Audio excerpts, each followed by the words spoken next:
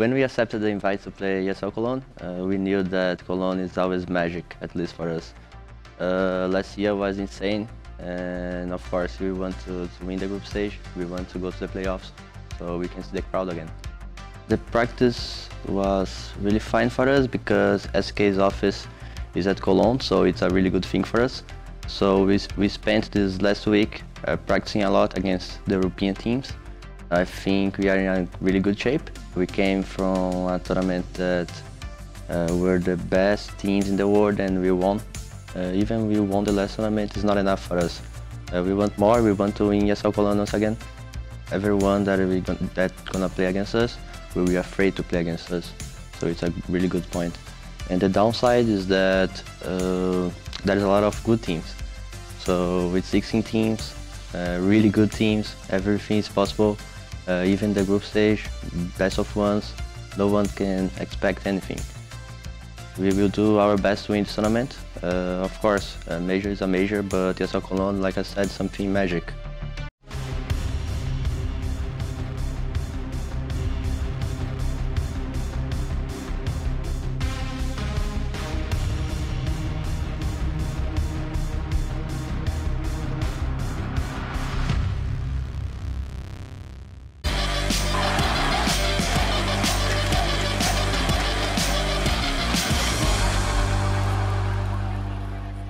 More explosive CS action is of course going to be SK going up against Space Soldiers, but I'm not alone in this mission.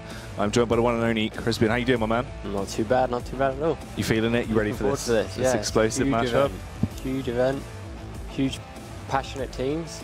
Some huge gamers. Yeah, some definitely huge gamers. Two highest rated players on H2 TV in the same server. It doesn't happen often. Usually replay Fur's got all the info here, they can start falling in line. Yeah, then he's just trying to flood their way through. Fur will get the opening frag though as he dispatches Paz. He went for the first information play. You can see just trying to ward them off, but Major actually fights back, takes down Taco. As they now push their way on towards the bomb site. Calyx is damaged as well. Eliminating Fur, this is fairly huge, but coldzera, of course. He's in the rear, he's trying to come up strong. Will shut down one man, eliminates Major, but Santares, the boy we spoke about so much, fires back, taking down Phelps. Leaves it on coldzera to attempt to do something.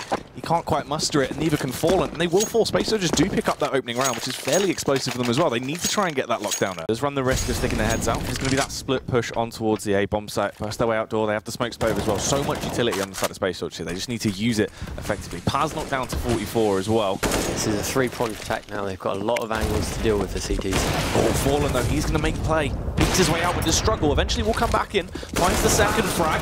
Towards the bomb site as well. As Antares going huge as he rips his way through. Leaves him in this 3 versus 3. You can see the CTs questioning how they need to play this. Wait for the bombs to go down, attempt to retake together. They do have kits. They have 2 kits here, and they've got a lot of utility still as well. They have the Molotov. They can try and force them out of position. Flashbangs to allow them to go in. They just need to play this together. Teamwork is critical in this situation. Space Soldiers as well. They're dinked fairly low across the board. Engine's the only ones close to being at 100 HP right now as they do begin to mount their retake. Spamming through the smoke. You can see it's really struggling from... They know they have to try and clear so many angles, and Zantares picks off with another 2 frags into the round. That's absolutely massive. It's a quad kill into the round, Chris. 1 away from actually getting the ace and shutting it down. Fur, of course, as well. He's got... Good with Deagles. Oh, this is so clever. You can see the consistency as well. They know what SK have up their sleeve, and they know how to deal with it every time as well. Smart stuff starts to come out. Zantares and Co rip their way through. In a matter of a second, everyone has been obliterated. Fallen does fight back. I mean, you touched on that Eagle. It could be so deadly as he finds a double kill. Hungry for the hat trick, but it wasn't quite meant to be. I wouldn't be surprised if we see a pause at this point. It's kind of getting out of control, and they've gone with a double ult set up to try and answer this. Yeah. We'll get the bomb down, but they still have utility to play with. They can mount this retake if they play it smart. They don't have a kit though, Chris. They're probably just going to save. If they don't get an entry in the next 5-10 seconds, they'll probably just save. Oh, Major will peek out. They actually do trade. They go for one for one into this. Now they just need to try and do something. If they're going to do it though, they need to react quickly. They are going to push their way through. They're going for it. Fallen tiptoes his way up. He is blind. Trying to find something. This has been such a hard retake to actually achieve effectively here. They realise they need to just do something right now. Cole will find the frag back on towards Paz. Just scoping into the smoke as Fallen will jump on the bomb. He is holding it out. And coldzera finds it. In a matter of seconds, he gets the defuse. That's so lucky. So important. If he wouldn't have found that kit on site as well, complete. Player left in middle. This player middle, I think probably Santares, could do a lot of damage here. I think it's why Phelps so low. It wouldn't take much for them to be able to find this frag, but the only beneficial factor is he does have that whole tackle. He's going to get spotted out by Zantares. Even though he's low, he does actually do the damage. You can see Phelps as well. 2 angles to cover right now. He's panicking. He's quaking in his boots because he knows he can't effectively hold this. This is so well played by them. But the mind games. Yeah. They pressured B. They forced them to come B. Zantares found the gap, knowing that they're going to rotate towards B. He's cut off them now towards B, and in heading towards A, there's only going to be one guy there. This guy has to come in big here. Fur needs to do some damage, and he will actually kick it off, but can he find the second frag? Struggling right now as he double peeks, but he does do it! Phelps as well! Nade out, blows Zantares out of the server, and SK work their way back through. But still, such a close round. You can see the strategic mind in effect for Space there. Even though they were in a good situation to the round, still didn't want to run a risk. Wanted to play a tight ship throughout the entire round. That's a great call there. It's one of the very few win conditions you can... Yeah. It's so crazy to see. They're going to slow this completely down now because they know the CT is going to be trying to make a play, even the numbers. Oh, that's a crucial shot to miss. He doesn't often miss those. He does get the follow-up though as he shuts down Zantares. He was just hammering away as well, wants to keep them at bay. He's facing like mad now. You can see the anger in some of these players over on the side of SK. Yeah. Engine's going to fire back there. Actually switches out to the AK-47 as he slips his way on towards the bomb site, being a little bit of a sneaky snake as he gets into the back line here. Could be huge. I mean, they're completely unaware of this. They do have the angles covered. Fallen's above him. He is going to make a lot of noise, though. Fallen's going to be aware of this, but still such an awkward angle to peek, and he finds the headshot! Rips his way through Engine! The double kill comes out as well. This is absolutely insane. Left on a hat-trick right now. 1 player left on the side of SK. It is only Cold0 left.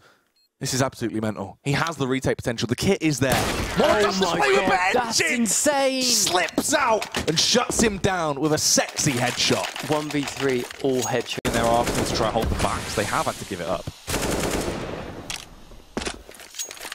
Yeah, just a straightforward round. Find out where the players use these long ranges, take these long angles.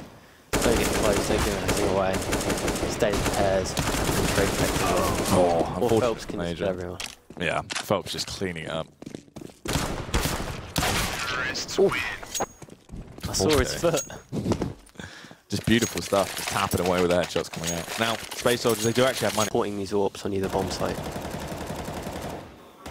Zooming into this round as well, looks like it will be a doorburst play towards the A bomb site, which could actually stow a little bit of dismay, unless Engine can go huge with Zorb finds the opening frag, but he needs to try and allow his teammates to aid him in this scenario, but SK are doing damage. He will find the follow-up as well. That's 2. The hat-trick comes out. Engine is unstoppable in these scenarios. He's been ripping his way for everyone that dares to try and go up against the man. Finds 3 kills, but he's hungry for more. Calyx will eventually be dispatched though, as they find the headshot back on towards him. They're approaching towards the A bomb site. Engine covering short, but will he actually spot out Cold? Tiptoeing his way through the smoke. It all depends on timing here. It's so key as he sits his way over by Electric Box, just hoping to get the drop on the opposition. Has to have his ears on as well because there's someone behind him. Phelps went for the boost, finds the headshot, leaving it all on Major now to try and do the unthinkable into this situation. It is going to be a struggle to make his way over, but he's caught his pants down, fumbling with his knife, and Cold can execute him.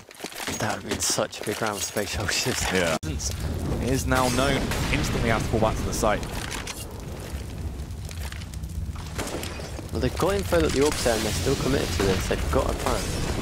They want to just try and drill their way through. The AWP unfortunately will miss the opening shot, but Major does damage. Misses the follow-up as well through the blind. He's trying to get himself into a prime position, but they have got the advantage right now. Fallen, they need to try and fire back. It is going to be Cold0 to do a little bit of damage towards Zantares. Major goes big, though. He finds 1 frag left in a 1 versus 1 here. Cold0 versus Paz. He needs to try and go huge. Terrified that someone is going to be tiptoeing their way around from behind, but he's actually closer than he knows. Just sitting there, just waiting. The bomb is in clear view. Still so much time to play with. An absolute flurry of nades on his side as well. It just depends on who actually finds the first peak here, who's going to be able to rip their way through with these bullets. If Cold goes for the peak, this does favour Paz. Yes, it will come, but it doesn't matter. Cold0 finds the headshot. Unbelievable. What a peak. What a read. What a way to keep yourself in the game. Yeah. Wow. That round was explosive. See how quick those frags were exchanged? Yeah. All those flashes? What carnage on the...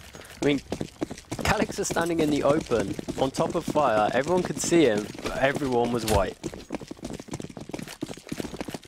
This is crazy. I mean, it's this buy as well. The round that decides if they're going to be able to shut it down here and pick up the win, or if it is going to go to OT. 2 AWPs, 1 M4, a UMP, and a Deagle over on Paz. Not the greatest buy. No, they're going to need some magic now. These double AWPs have to put in work. You need to go, maybe even get yourself some extra guns for Paz and Major, because they're not the greatest right now. Trying to make that play towards mid as they do use that utility early on. Engine actually gets taken down. Phelps So is SK. so good at mid. He's always getting these entries. Very good position there. And that was the AWP as well. If Paz can pick that up off them, they've got a chance, but at the moment it's looking bleak. Close towards short as well. If he plays with his teammates here, could definitely do a lot of damage. The flash peek over. He should be able to rip his way through Major. If Major peeks as well, it's an easy trade for SK in this situation. Major, he has to make the play, it seems. He's going to tiptoe his way through. They do get some control towards main. And they're going to be funneling their way through. They're up close and personal. He does find the opening frags. He shuts down Fallen and quickly falls back to try and support towards door as well. A lot of nades will come through, but Major is still alive and kicking with his teammates on the site. Nade goes through. That's going to be the Molotov to try and burn them out. It just depends if he can find these kills. Oh, he's so close. He's getting rattled down, but luckily enough, Santaris finds the kill. That's the bomb down in an awkward location as well. Major, close, but no cigar. He should have been able to find that frag there. Fur will also hit the deck, but there's a trade back from Cold as they're left in a 3 versus 2. Taco and Cold Zero, they need to try and make the play together. They have to work as a unit, but they push their way through. Headshot comes out for Cold Zero. Just a matter of seconds left to play with Pass. Deagle in close proximity, plays around the smoke, charges through, just has to find this kill, shuts him down. And Space Soldiers will pick up the win with a 16-14 scoreline. SK Gaming lose out in regular time. How did Major not die there? Taco was so out. He was scared that he was getting peeked. The comms weren't there. It just broke down for them. Taco easily could have killed Major then. That would have saved the round or given him a good chance of getting back into it. That is Paz with 2 huge kills at the end there to clutch it down. insane. I mean, honestly, a crazy game. When you look at things though, a lot of it actually came down to Engine having these insane impact frag rounds. So many clutch rounds. He knew how to play those clutches flawlessly. Great mechanics, but not only that, flamboyant kills and just amazing clutch play. Great stuff from Engine. Multi-frags with an AWP. Yeah. People up in your face. No scopes. I mean, Xantaris was doing work, especially T-side. Calix CT side with the AWP, he was phenomenal.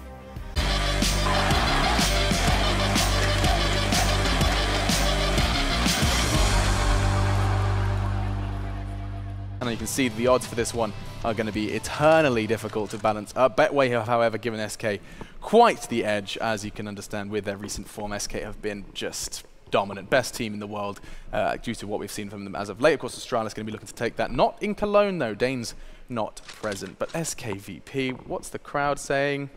Yeah, about a 60-40. That seems to be pretty typical. There's still plenty of VP fans out there. Yeah. Gents, where do we start this discussion? It does seem like SK is going to be our first port of call just because there were nodding heads, as we said, one of, if not the best team in the world. Currently setting up outside of the A-bomb site next, just trying to see if they can get the walk in. Fallen will get the frag instead, taking down Pasha. That's not a bad way to get started in the game if you're SK Gaming. And now they're going to go check underpass just to make sure that there's no flank coming in. That's really thorough work from SK. They can still retake the site, but now they're sure that they only have to focus on the site itself and nowhere else. That's a pretty good job, and one hell of a grenade too. Well, there we have it. I mean, can they actually hold on to this, though, VP? Because they've got that bomb planted now, so it's going to be the full 5-man retake coming in here for SK Gaming. Everybody coming from the same area, so this is just going to be a straight-up brawl. They're out of utility, and it's all about the headshots. And already, Bialy, Neo, everybody chiming in for VP. They've brought it back to a 3-on-3 end. Tapping a little bit. Taco with one hell of a headshot, and he's got the kit picked up, so he's going to be able to defuse the bomb. Will be close, but not close enough for Virtus Pro. So SK winning the round. Fur with a double kill. So we're talking about Snacks just drawn to that smoke. Dude, I like Chad's way of saying that. He's just a moth. Makes total sense. It does make sense. Well, they've lost Fur in the meantime, but Taco's still on the bomb side and a bit of an off angle for him. Difficult to guess that he was going to be there. Now that's the bomb drop, a big problem, and Phelps picking up another kill almost at the end of the round as Taz does go down.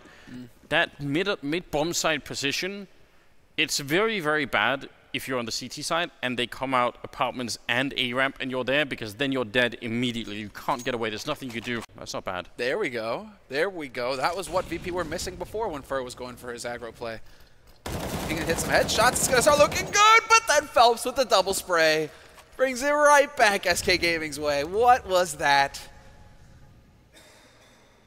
Such a shame for the VP side. Fallen doing something that he's an absolute expert in, pushing close. Didn't realize that Neo would run through the smoke, and that's just a miscalculation on his part.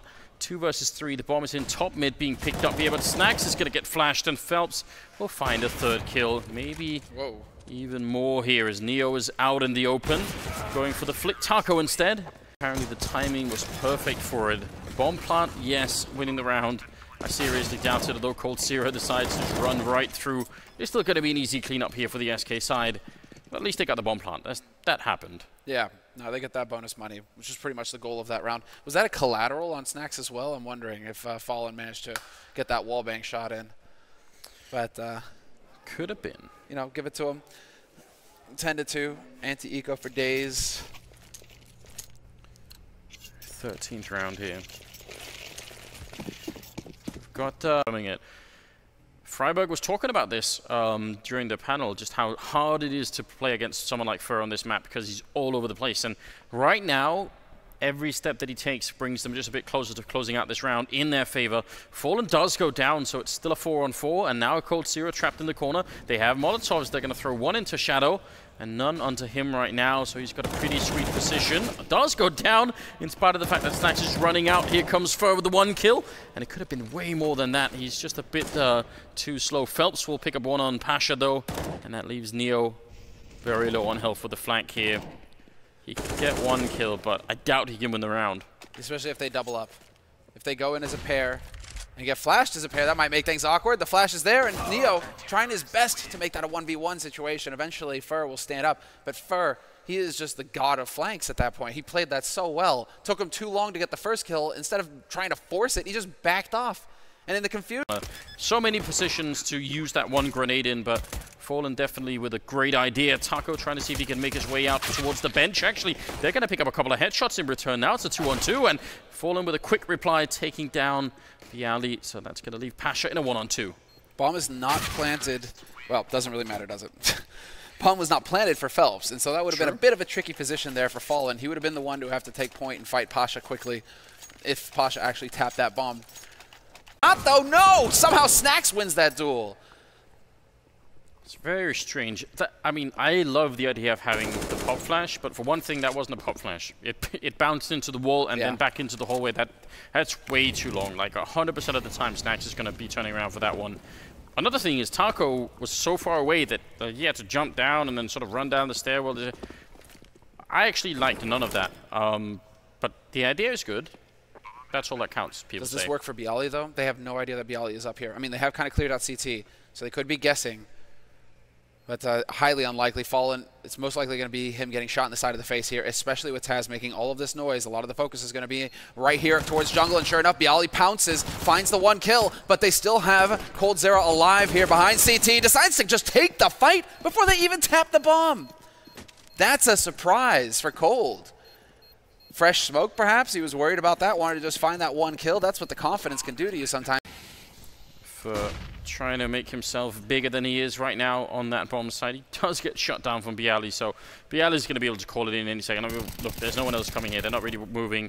Snax is on the other side, and Cold Zero opening up. Snax has got the AWP, so they can run him down, and they're going to try and do that, jumping out. Snax is still behind them, still doing a little bit of damage, and he actually pick up the kill on Taco as well.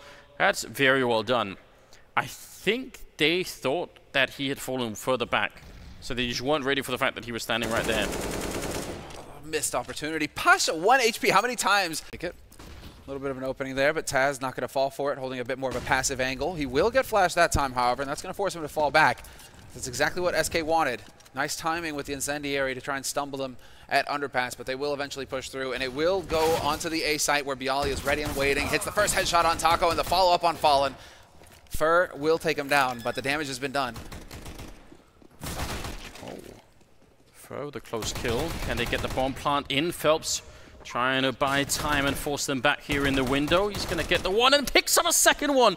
Amazing play coming out of Fur, and actually I think he's the one with the AWP turning around for the kill is Phelps. That's just great coordination. The fact that Fur gets the bomb plant down, picks up the AWP and helps out Phelps right when it matters, that's incredibly cool. It's going to give SK the round out of nowhere. Pistols and the A bomb side, in spite of the fact that VP read that so well. It's ridiculous. It's just a quality sometimes when you have those pistols. The Tech 9s. To see him back at this level, that's quite enjoyable. Especially some of those, I think, CT side AWP kills are just so hard to deal with. It looks like they will fall for it. Oh, run boost right into the middle. Bialy never saw it coming, just landing right behind him. That's incredible. Obviously, Bialy was turning around so that he didn't get flashed and also he could look into underpass. They will give a bit of a team kill there as Fallen takes down Fur, but 4 versus 3 still. They have the rifle advantage right now on the VP side. Now would be, in the SK side, now would be a really good time to close out this game. Yeah. This is it, their moment. They still have the firepower, the advantage. Somehow Pasha eventually dies. Taco's there to find the kill on Snacks as well. And Neo and Taz, the last 2 alive here for Virtus.pro. Neo's recovered that M4, but Fallen so patient at the top of mid. 30 seconds left in the round, and he's still hanging around up there looking for that shot. And now he gets that bomb. So 3 versus 1 here for Taz, who only has a P250 and Kevlar. A bit of a tall order. Yeah, very much so. And the jump down there. And certainly now with all the running, they will have heard him. He's gone and picked up an AK. 1-on-3. The bomb is going to be going down as well. He's got a Molotov, and so do they apparently. Without the defuse kit, that one Molotov is just, that's an eternity almost for that to go away. He jumps up, Fallen to take him down. Fallen ending the game at 25 kills as a top fragger. 69 in favor of SK Gaming here, taking out Virtus.pro. Second game of the day for both teams. Quite a good job, quite an impressive performance again from the Brazilian team. Yeah, no, they look like the favorite team. They just hit the ground running. They never let Virtus.pro get into it. Virtus.pro weren't winning any duels. They were going for that like control kind of map, looking for duels, slowly pacing it out, and yet every time they ran into somebody from SK, they just died instantly. And so SK, they had everything going right for them. 7-0, what, almost 8-0 I think, and then finally Virtus.pro were able to start doing a little bit of damage. But I think they just gave way too much of a lead to SK Gaming.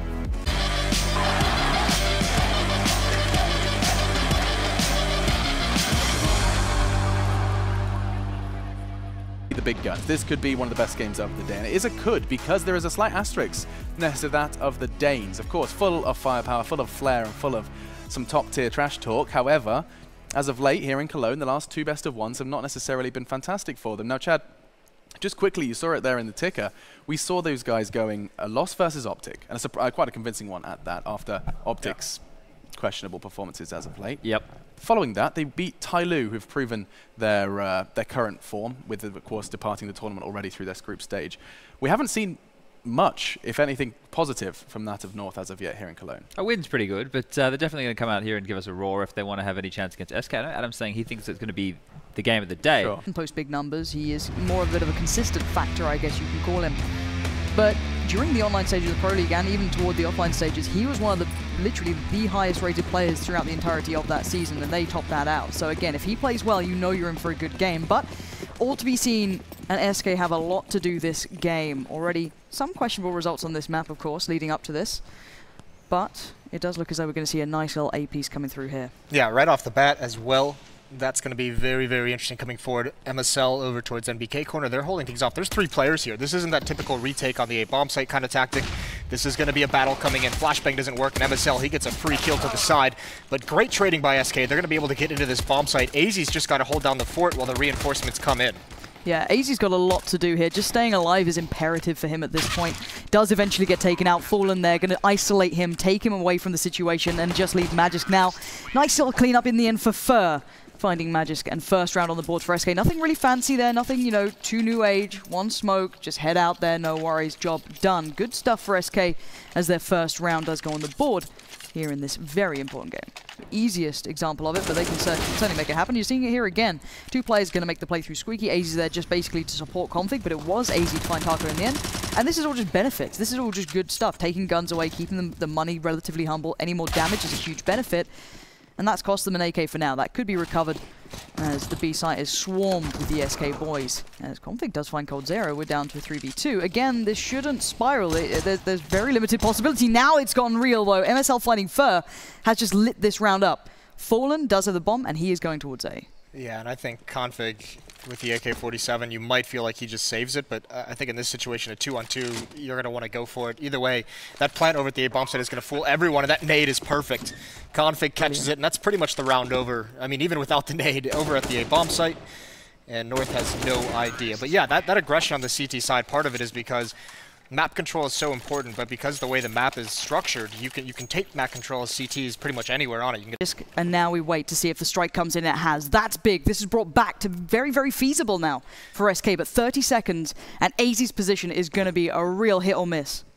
That's going to be perfect. He hears these footsteps and he sprays him down. He reacts in time. It looked like he was going to look away, but into a one-on-one. Phelps has got to do it, and he does. The saving grace for SK, a very well put together round, benefited by the flank from Fur. It looked like Magisk had him stopped. It really did, and you think that the timing was going to be a factor there, but Magisk worth his weight in gold on this piece. Such great awareness coming out from coldzera to even check for that, not let it, run away from it. It was always a possibility, but rather than just going through the motions of doing it, he actually full commits. Yeah, keeping his focus as well. Config's going to get over here in time, but Fur's already got the angle, catches him off guard, but can't win the fight. Config, that's a good recovery, a little bit fortunate. Down into a 3-on-3. That kill really gives him a chance to make this into a retake. If Fur had fallen there instead of, if Config had fallen there, then North just has to give up the round. Yeah, you could already see that Magisk and Cajun were kind of considering just backing away from it a little bit. They're already just sat on B. But it's slightly possible, but the more the time ticks, the less likely it is. Now, Molly's going to go in. Flashes come out. All three players are here now. They can actually start mounting this retake. Magisk to connect with Fallen. That's massive. But Taco not going to let them move. But there we go. Finally goes down, and Config again. He gets something in mind, and he will not let go of it like a bull terrier. Just jaws locked in. Retake works out, and North somehow keeping this one all even. Yeah, that's brilliant. They really needed that round. It's been two Tech 9s now in this round. A Galil as well on Magisk. It's all 5 players towards B. It's desperation time for North. The B hit, coldzera, the beast awaits. Phelps set up for this one. Smoke comes in, and he's not going to back down. He's going to stand tall. He's going to try and control this all himself. Finally gets outdone, and coldzera's in trouble too. Down low on HP, but still fights the good fight for SK. MSL gets crushed, and he wants more, doesn't he? He's not going to back away. He wants this fight. Oh, God, up close and personal. Of course he gets it. And if you're the last man, if you're Magisk, you're wondering what just happened. But 2 players through vets, maybe he can save the day. He's going to spot out another. He knows where Taco is now. Aggressive Taco's going to drop right out. Magisk is aware of this, and he wins it. The sliding headshot, nicely done from Magisk after so much work put in by Cold. That is so well done from Magisk. Never keep composure in that situation, but SK just continually throwing bodies towards Checker. They almost pull it off. God, that was down to the slimmest of margins, wasn't it? Individual play left, right, and center, but it was down to the slimmest of margins, wasn't it? Individual play left, right, and center, but oh, finally the money breaks. I thought Cold did enough. Yeah, I really did. I mean, he gets the kill, he hides in the smoke, he's waiting, gets another one. From there, you feel like maybe SK was too aggressive on that retake too soon, but either way, easy to question that in hindsight. Yeah. But still, you are sat at 10 to 15. It's an uphill struggle here for North. That was a good round, but it was one of those sloppy rounds, and it has broken the back, at least for SK now. Their money has been depleted. They're down to a couple of deagles. Mag 7. And you just hope this is not the one you lose. Ooh, chance there for coldzera. Gonna get a nade, and he's got to get out, and MSL's there to finish him off. Off at long range, prevents Taco from getting too much of a peek from Truck. There is one in the bomb site. That's Fur with that shotgun. And look at the bomb, how far back it is. North not willing to be aggressive just yet. There's no one on B for SK at the moment. They don't have the numbers, they don't have the weapons to hold it solo, so they just kind of have to gamble, risk it all towards one site pretty much. And they've done it, and North has read it. The book's open. Fallen would have to do something insane here to be able to even keep this one in check. There are a couple of players towards boost. But again, they're leaving this quite late, North, and this always makes me worry slightly. It means that if something goes wrong, it's harder to recover. You don't have much time, and Phelps going walkabout isn't going to make it much better. It encourages them towards middle. Oh. And oh my word, is this really going to happen? AZ goes down. We're down to a 4v3, but the firepower's there, but they've got the players in the right place now. 20 seconds, Magisk bullies through towards Fallen, but the bomb is going towards B. And this is where Fur could strike. The one comes in, but there's still one man here, Taco. He waits, and he strikes. 8 seconds now on the board. Time is ticking, and they might have just run out of it. Magisk has to do something incredible. No! He messes up the jump. It's done. It's over. The plant it just can't come through. And oh my word, what a disastrous way to end that round. North, I mean, they eventually it just seemed they were so scared to take anything, so scared to do anything. Trading not coming out when they went mid. SK did just enough, and the rotation as well. When they get that one kill in A main, they all rotate back towards B because they're saying you spotted everyone at A, we've had a kill there, you're not going to let them test this A bomb site at the moment, and SK is ready for it at B. Oh my word, you hate seeing that be in the last round. Because the thing is, if you're North, for some reason you always feel like, yeah, that's the one, isn't it? Of course we're going to lose that round out of all of them, and then Magic just doesn't quite jump up in time. My word, but it was a good game all in all. Sadly for North, that T side just fell a little flat, and SK Gaming truly came alive in that situation. These boys look like they mean business today, but we are going to go to a break, and when we're back, we'll be joining the announcers desk to hear their thoughts on that matchup.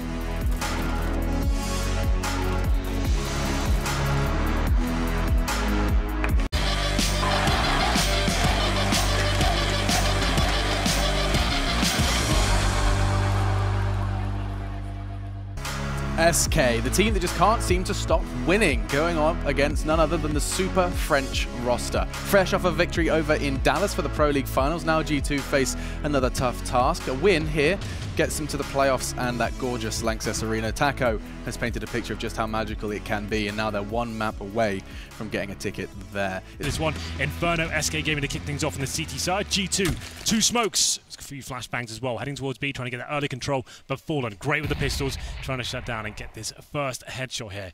Not going to walk around the corner just yet, presumably we'll flash the corner first. Let's see if Fallen can handle it. Keep in mind as well, Dallas, Pro League, London, Pro League, different G2 at the time. There's a bit of a rivalry brewing here. Sure.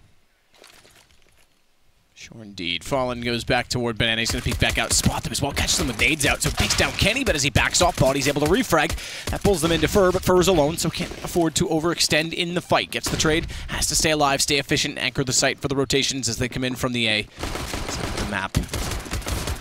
Fur as well that gets challenged. They know the situation. They know he has to go down, but he gets another. That shocks, so that actually helps them. Not only that, MBK goes forward with the bomb to try and trade it back. That's going to give Phelps the round. Bit of a blunder there from G2, losing the first frag. They got the trade in, but then it seemed like too comfortable there towards the coffin position. Gets one more frag, stays alive as long as possible. Doesn't even have to deny the plant. Actually gets shot. The AWP. That's so impressive by Fur. The fact he has the audacity to push down Banana like that as well. As you said, MBK had no chance of even knowing he'd be down there. He gets all the way to second mid, comes through the underpass, and a perfect play.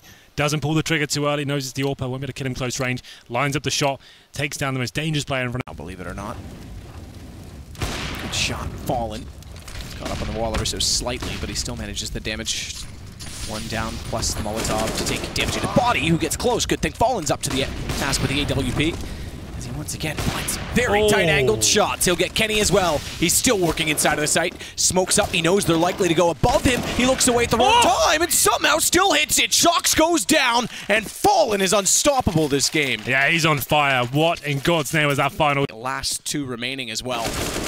Slip a Banana wherever you'd like. Taco takes down MBK. That's the start to the retake. Apex behind the pillar, gets the first kill in return, so it's down to the 1 versus 1 for Taco. Bait him out. It's 3 kills, 4 now for Taco, for Apex as he gets the kill immediately and goes to the AWP. It brings us to 8-5 as well. It's a decent position, all things considered. He won't be smoked there. And I'm sure we'll have the final play coming in. Lining up the smokes now. Here they come. Apex spots 1, needs to find the kills here. That's a nice headshot. This does do well, all things considered. He's brought to the 3 versus 3, and he's supporting Body for a cross inside of the site. Fallen trying to tap away. They're going to almost line up, but it's Apex that swings out in front of an exchange that his teammate was losing. It catches off Fallen. The HP is definitely still there for SK, but it's confines of the site or not. He's actually going in front of Library to watch down the lane at Arch, where Apex now plays as well, getting closer on the rifle. A peek with a flash. Ooh, does he see it? Yes, just barely. He thought no one was there originally, but spotted the backside of Cold. Fallen's able to get it back, but Cold down is always punishing. Kenny's still alive. He'll take a shot to Fur. And then closing around himself, takes out Fallen. So CT-sided ops have been the more prevalent, undoubtedly. And it goes to 14 rounds now for G2. This will be a pause as quickly as possible. It's so touch and go, but they're winning the round, so can't be too mad about it. Like we said, Fallen aiming for the AWP with that bomb going down in the previous round as well. They get a really strong buy here. It's going to take 4 rounds in a row. Definitely capable of doing so. Currently ranked as the world's #1 team. We're going to round number 27 here. Body and Shocks No AWP on that side of the map. Nothing to be flashed over by the looks of things here. As we go for B control once again. Phelps flashed, but fine for now.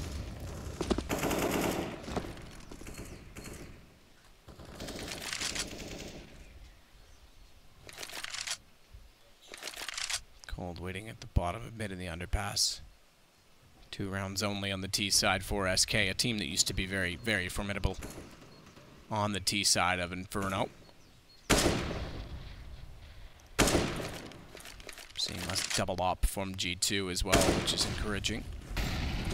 But on top of Banana controlled this time, 1 Molotov deployed.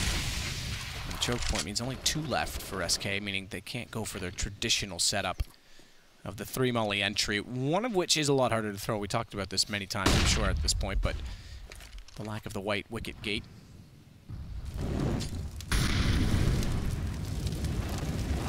Ooh, I don't think that would have reached the corner, but backs off anyway, just to be sure. Got some damage on the way back as he did so, but Kenny is putting a beginning to the end. He's got 2. Cold gets him back. NBK will get on top of the railing inside of the site. Flash out from Taco, therefore, as they want to go quickly. He's got to push through smokes to do so. Makes some noise getting to the smoke, but then stops. Slows up. That holds MBK in position as Cold gets ever closer on quad side. Good entry from Shocks. Back to Library. And the cross set, excuse me, as it goes 16-11. G2 are in the playoffs. Yo, it's noobs. Yeah, really formidable stuff there on the CT half from G2. Finishing up at 10-2, didn't really give much away as well. The secret handshake's coming in. They're back. Let's have a look at them, enjoy them. I have a secret handshake for everyone in the world. It includes one of my 5 fingers, and that is all. Well, there you go. The insight to your lifestyle as well. But impressive G2 there overall. Actually had a really decent showing across the map. We knew this would be a good game. Fallen blowing our minds once again in the first half of the AWP. Wasn't quite enough, so G2 do make the playoffs. We'll take a quick break. Do not go anywhere. We're back with the analyst desk.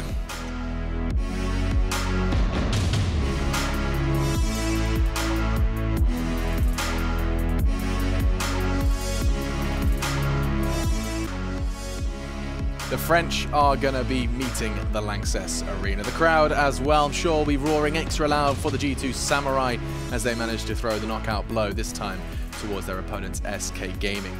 We knew one of them would triumph, and this time it does turn out to be the French, and it's an absolute privilege to once again introduce YNK and Freiburg. And gentlemen, it was a neck-and-neck close game as we anticipated at the start of things, and I actually want to point straight to you, Adam, because it's sometimes hard to identify when the pendulum swings, when we see the momentum pick up for the French. And is there a particular moment that stands out to you? Yeah, I think it was in the 21st round. The score was 10-10. Okay. The economy for both teams were super low.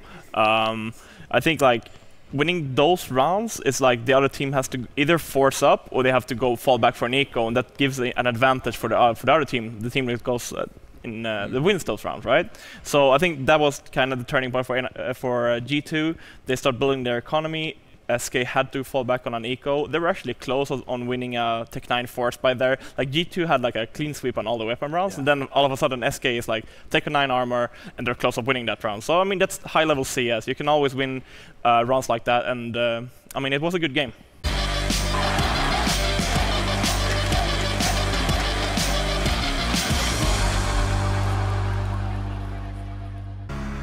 In 2015, Fnatic lifted the ESL ONE Cologne trophy. In 2016, SK Gaming lifted the very same trophy, and here we stand in 2017, and one of them won't even make the arena. That is the reality of this next map of Counter-Strike, and hopefully providing some degree of a reality check. I have Chad Sponge Birchall and Janko YNK Paunovic. Well, boys, it's come down to this. This is the reality, the simulation that we live in. SK and Fnatic, and Janko, not you as well. I mean, when you spend every hour, I can't lose you. Every waking hour with Anders in a green room, it's going to happen at some point. But let's kind of try and put this into perspective. In terms of form, I assume, Janko, you're going to give SK the edge. Yeah, absolutely. I mean, these two teams did meet at DreamHack Summer Finals. It was a pretty straightforward affair from SK. Yes, it was 2-1, but in their wins, they were pretty convincing. Yeah. And also looking at the map pool in general, you feel like SK has an advantage when it comes to that. And on top of it all, they always, when their backs are against the wall, they always come through and perform. We are going to head into the game. Fnatic starting on the T side, and we have Dennis with the Tech 9 and armor build, a couple of smokes, so this is suggesting it's just going to be a very fast execute for Fnatic. Not much waiting around, and as a result, it's great that First already checking out top mid on the SK side. Now, the hit is going to be coming in, but SK have a little bit of advanced warning here. The grenades raining in, falling here, the headshot already taking down olofmeister. It's a great start. Perfect from Fallen. Well, less perfect there. Unfortunately, he wasn't able to actually hold his ground and pick up another kill, but he did his job. The whole point of this was that CT would be open, and so Fallen was able to actually capitalize on that and pick up a kill. Fur already with the flank towards Pit as well, putting the pressure on Fnatic, who have taken a tremendous amount of damage. Somehow Fur lives with 1 HP. And we can say that as long as we want because there's no commentary being piped into these players' rooms. Yes, that was a burst fire shot from JW as well. Sorry, from Flusher. It will be JW to get the kill on Phelps. Instead, he tails down right afterwards to Cold Zero, who's looking for just a bit more attempted defuse there. Flusher gonna say hell no, and that's a triple kill overall. He survives on just 8 HP. Fnatic off to a very good start here, and SK, I mean, with low. Now, the problem with this kind of push is, can you get out again? And that's not always easy. There is a smoke there to try and help him, and looks like Fur not quite confident he can make the cross back, and gotta be very careful. It's not really worth it if you just fall back and go down. Instead, he lands headshot on one, continues to spray, and Fur with the second headshot, triple over all of the round, and Flusher and olofmeister are left. What a way to lose a round if you're Fnatic here. You didn't even get a chance to do anything. Like, whatever they had in mind. Caught. Molotov gonna force him out. That one Molotov, that's the only nade that SK had, and it's used perfectly. Fallen with 2 kills and a third as well. Stepping up when his team needs him. Fallen doing a lot of work here in this retake. Just like, please, let me defuse. Maximum points on the scoreboard. That's really silly for Fnatic in sort of every respect. They obviously just weren't prepared for that, but it also looked like JW, as the Molotov went down, they also managed to tag him with a gun, and that meant he just, again, he couldn't really run out, so ties up the screen. Instead, he's just going to walk right in and stab him with the AK-47. It's kind of brutal, but if it works, I guess we're okay with it. It's still a 3-on-3, but the bomb has gone down now with just 13 seconds left. Fallen not really able to find an angle yet. They have 3 kits though, Anders, and they still have a smoke on Cold as well. So that could make that defuse actually happen, although it doesn't literally look like they're too excited about it. Cold will eventually find the kill. So hard to actually get the retake going with 2 AWPs. He's going to swap out for the AK immediately, but they're starting to run a little bit out of time here, and the smoke gets used on Palace instead. olofmeister, that was such a key position, and JW trying to be the hero, but again, Fallen. 3 kills for him, 2 of them in the retake, and the man is just a monster. Another round picked up here for SK Gaming. They really are starting to get that lockdown going on the CT side. Actually lost everybody in the last round that they won, so you get nearly nothing on the CT side. Olof trying his best, but it's a very slim hope that you win a round like this. Flusher goes down. At least Olof has traded up for the AK-47, but in a 1 versus 4, goes down to Phelps as well. Triple for Phelps, and a 14-6 scoreline favoring SK Gaming. 2 rounds away from getting into the Lanxess Arena. Like madness, absolute madness. Oh, that was perfect. And a spot in the playoffs on the stage in front of 12,000 screaming fans. That's the dream if you're SK Gaming for both of these teams. They're fighting for that, but it's now just slipping through Fnatic's fingers. They don't have a whole lot to work with here, Anders, and it's going to get brutal. Dennis trying his best. He did actually have his back turned in case that flashbang was going to come through, but it was more the fact that he didn't really have the weapon to take that fight in a reasonable way. Flusher with the C-set 75 is a bit of a classic, and at least he gets a kill, but he's very low on health, and olofmeister ready to sneak on through. First got the corner of the screen covered. You can actually see that, but still didn't get the kill. 3-on-3. How? Sure enough, a 3-on-3. They're going to go ahead and set it up. Taco has found a kill. Crim's going aggressive in Palace. That gives it up here on the A site. Rotation is coming through, but both remaining players for Fnatic are so very low. olofmeister has got the AK to work with at least, so there is that one-tap headshot potential here. Needs to channel his inner scream at this point for them to have a chance. Because with 50 seconds left in this clock, I mean, SK Gaming have all the time in the world to just sit and wait. This might work out. Taco is going to be watching towards CT. He goes for the jump peek. And Fnatic right now, they don't want to show anything. They want SK Gaming to fall into the trap because there is a crossfire, and that does mean that Fnatic have a chance.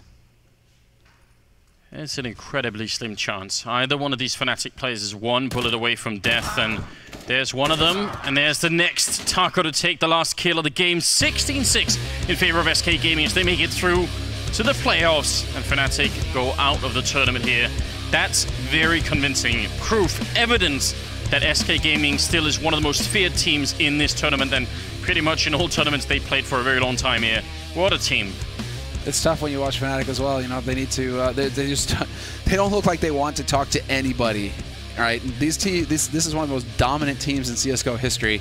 They have just been struggling for so long to find that old form that they had, and so it's just been this uphill battle for them time and time again. But they all know what they're capable of.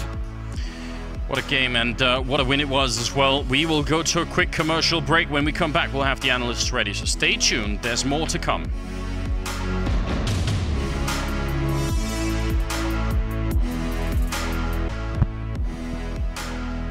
The Brazilians will be given a chance to defend their title. Reigning champions of ESL ONE Cologne, and just in a nail-biter versus Fnatic, at least for the Fnatic fans, they've managed to get themselves a spot in that arena in front of that crowd. That's what it's all about. That's why these teams congregate and accept those invites for this event. It's that crowd, it's that arena, and it's that stage.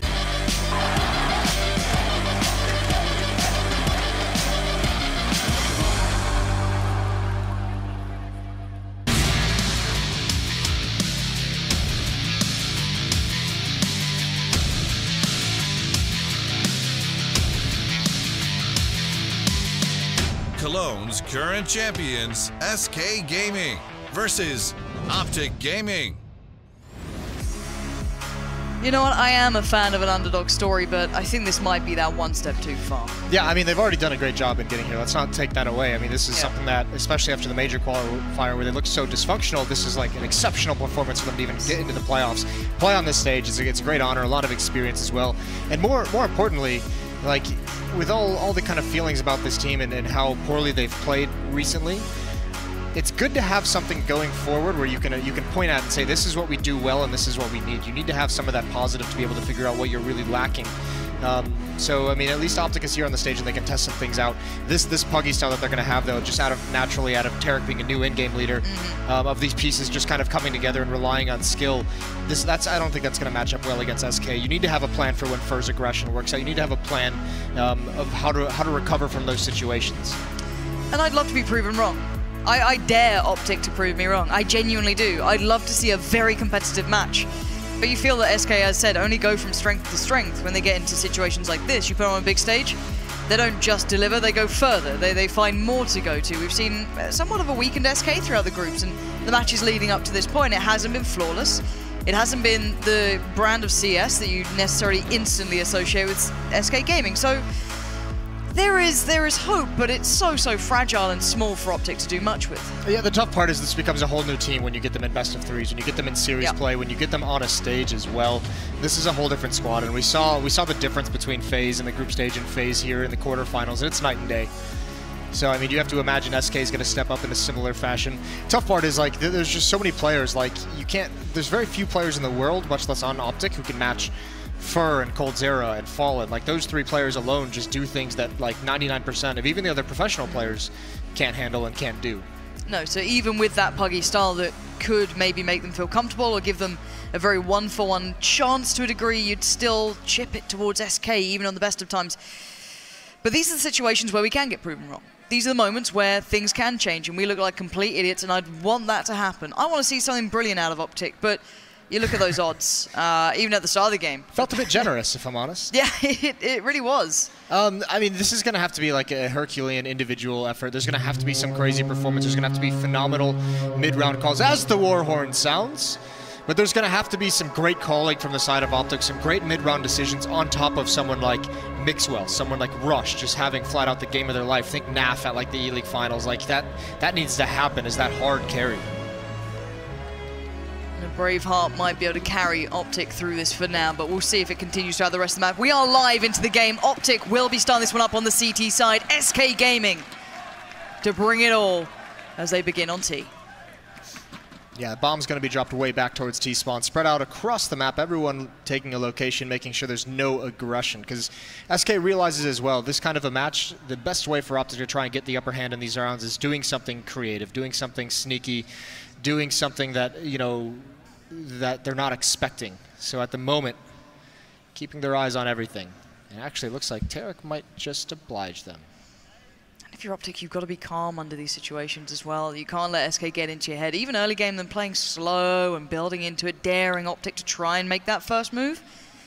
You've got to be able to just chill out for now and wait for SK to a degree. There's nothing more nerve-wracking in a match like this than the pistol round being this slow with no one seeing anything on the OpTic side of things. That's when you start to question. That's when you're kind of trying to figure out exactly what's about to happen to you. It's going to increase the nerves just a little bit. But it is going to be looking like that B hit. You've got a quick rotate possibly coming out from Mixwell if he needs to. He can jump up through to ladder room. You've got two players playing very close by here. Tarek will be the first port of call. As now, contact is made, he spots two, maybe more, and the hit will begin. Hazed falls back, and he knows what's coming his way now. Yeah, he's got to do a lot, though. This could be a double kill. There's very low. That's Phelps, but he can't find the kill. Now swarming into the bomb site. Rush is here, though, but they're missing everything. Oh! What a spin! Rush recovers. I don't know how he's done that. But staying alive for the moment, 2 bullets. He's trying to buy time for this flank coming in. Yeah, Mixwell can be integral to this. There he is. He strikes, and there it is. OpTic get the first one on the board. It's a step. It's a small one, but it's in the right direction. How has Rush done that? Not only the saving kill, but just with 2 bullets left, he even adds 1 more onto it under so much pressure. But SK weren't aggressive enough in hunting him down. He was allowed a long actor. Phelps boosted up in window.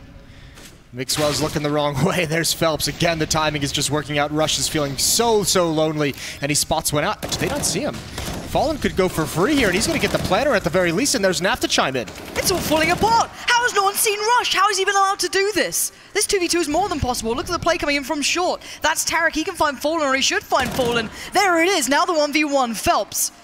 Can he keep it together under this pressure? No is the answer. Rush does something incredible there. Somehow isn't spotted, gets away with murder, and saves the round that was all looking SK's. How does Fur not see him here? So he's and Fallen. Well, listen, that, but there's still threat from Fur. He can throw a bit of a curveball at them and keep them guessing in this short play coming through Fallen. Oh my word, Rush has no idea what he's showing here. Shows a little bit of leg, and oh, Fallen takes off Tarek, and this is just huge now. He's going to open this side up by himself. There is Mixwell there, but he's a little late to the party. But Hayes is trying to keep this together. The bomb's still at the top of mid. This is still controllable. Yeah, that bomb that we've seen it a couple times out of SK, leaving the bomb very far behind of where they want to execute and where they want to finish the round. So it's giving time for OpTic to get in a position to prevent this from happening. Cold's already in the B bomb site. Fallen's working his way up, but he's going to have a challenge here if he tries to cross. Mixwell, that's the kill he wants. Oh! Fallen ducks underneath it. That's sick. Finally, his op comes alive. 3 kills in the round so far. When everything goes wrong, you still feel that Fallen can do this and bring everything back on track, but the flank is en route. That's hazed. Naf needs to be in this too, but Fallen's still prowling. He wants to lock this one down. He knows his team needs this. Haze, Naf, nothing else now to play with. The utility's gone down. Naf tries to... Easy stuff. Oh, these are the games that make you question, don't they? The amount of people who said, you know, with those best of ones, you know, you've got a skewed playoff, semi-finals, could be that great. Well, you know what? So far, I'm pretty on for this. Haze, though, a little bit too much to handle, maybe. Can he be helped out by his teammates? Mixwell's already found Taco, so he's staying alive, buying so much time. He's a real threat, a real nuisance. How's he still got a kill? Finally, Fallen's there, but the rest of his team are gone. It's down to 2. Yeah, it took way too long to get that kill. Hayes just holding down the fort. All the OpTic players are here, and even firing through the smoke. Cold Zera is supposed to be coming on catwalk to help support or to play a post plant, and he's got nothing. He's got all 4 players to find.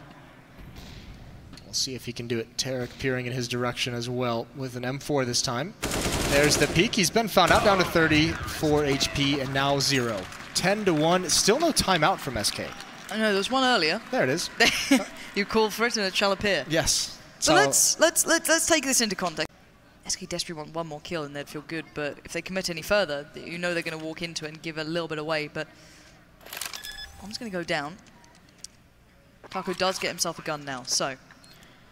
Look at the utility. Look at the utility on the retake. 3 smokes, 1 Molotov, HE grenades as well. This is going to be so difficult for SK to defend against. One of these 2 players will have to hit something blinding to just give them a shot. That could be it. Fallen gets things started with Rush, but it's now a 2v2. But here comes the utility, surely, to flush them out. They've got to start doing this, and you can see Fallen wants it. Oh, the tag as well. Fallen, he can't make it happen. It's down to Taco, who got this one started. Can he finish this? Time. Tarek doesn't have it. He's got to go for this right here, right now. And Taco knows it. He takes the fight and he wins it. Brilliance from Taco. 4 kills in a situation that was never meant to be his. but he makes it stick. Very smart from Fallen as well. Stuck inside the bomb site, knowing he has to get aggressive. And that kind of aggressive stance from Fallen, I mean, the one kill, the tag, but it prevents OpTic from even using. And this is going to happen. They're going to go for it. Smoke clears, Molotov in the way. Mixwell's going to take his time, clear out all the angles. They've been slowed down, though.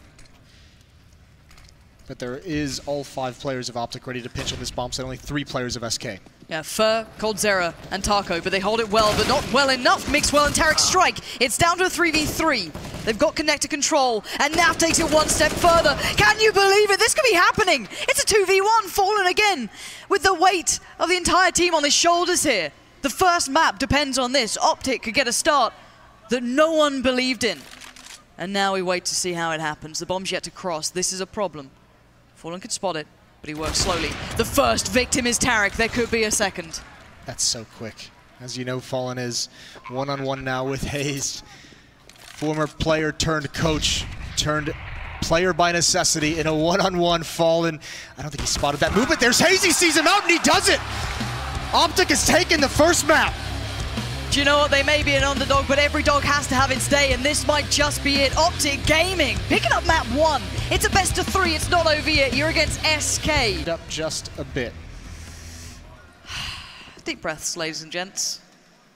Look at Phelps. He's got so much information. He's already pushed out towards B. He needs no support. Doesn't need a second player there whatsoever. So Fallen's going to be on highway. Quick rotate over towards A. coldzera is going to be in mid as well. He'll stick around for a little bit longer to watch for a flank, and then he'll be able to help out as well. Here comes the execute. Oh, that's a nice pop flash. Taco's completely blind. Fer gets one and a second. Oh, what a shot. That is disgusting. Can he do more? He's staying alive, though. That's incredible. He actually got Mixwell. What just happened? The little fadeaway at the end. Oof. Can we get a replay, please? We're going to be talking to production here. Please, can we keep up a replay on that? Because something filthy just happened. No, we're going to look at OpTic. Back down to reality, Lauren. Yeah, exactly. So here it comes, flying back in, just with that hard slap to the... Going to get a 4th on the round. High impact plays. Get OpTic their first round on cash. Now, remember, good money was sat with SK, so they're in no real problem for a repurchase here. They can get the double. But how did no one kill him? What just occurred? Phelps buying so much time, and no one from OpTic was in any position after that kill comes out to contain Taco. 3 will head over towards the A bomb site. That one smoke could be the difference maker. It's going to block off highway. Mixwell can fight from forklift. There is a rotation here. There's 3 members of OpTic waiting for this hit to come in at this bomb site. First, still being a little bit of trouble. He just needs to stay alive to keep their attention. Mixwell's traded off. Now this is dicey. Yeah, a little scary now as the plant is going to come in. I'm pretty sure Fallen can get this one without a challenge unless someone makes a real error. No, Rush couldn't get quite close enough without risking everything. Hayes going to take the quick route round towards main. Might be surprised as a boost, maybe not. As soon as you see the first one of the seconds there, Fallen can swing on it. But they're actually buying a lot of time. And, oh god, no, not like this, OpTic, no! Surely not! Oh, SK! It's filthy! I know it's after the watershed now, but please, think of the kids. That shot from Fer on the flank, or he's made a presence in mid and he goes around to try and full OpTic. Hayes knows it's coming, but still, that shot is so instant. In a tough spot, he's trapped here as well. Rush is on the way to bail him out, but it's not in time, and now Rush has to get away. And he does up highway. Again, you give SK an opportunity and they can pounce. Into the flames, Taco goes. And as we've seen for the majority of this half, the B defense is outside of the bomb site. Mixwell gets one though. They need to smoke this off, and there it is. Mixwell hoping for some lucky timing, crossing his fingers. Rush is here above though, there's a gap in the smoke. That works out well, and the bomb is dropped. This should be over, and it is. OpTic continue to come back.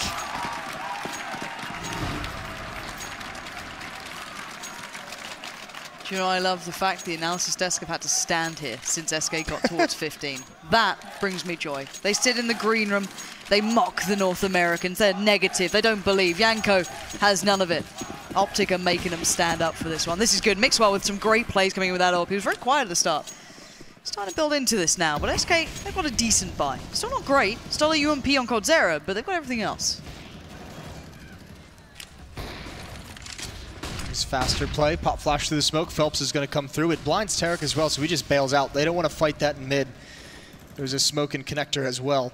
So SK has control. Still the double up setup for the OpTic side of things. Mixwell at the A bomb site. Naf over towards B, and he's got Hayes to support him. We've seen players from SK in this position where Fur is a couple times throughout this, and they haven't really utilized it some of the ways we've seen in the past. Haven't really seen any kind of op duels up towards the A bomb site. No one kind of pop flash and peeking and working their way up for an A split. No, it's been pretty tricky for them. Mixwell's been generally handing out free haircuts through middle, but it's not there this time. He's playing quite passively. This is not a new look. He does like to watch Connect from back here. He's played towards Truck before.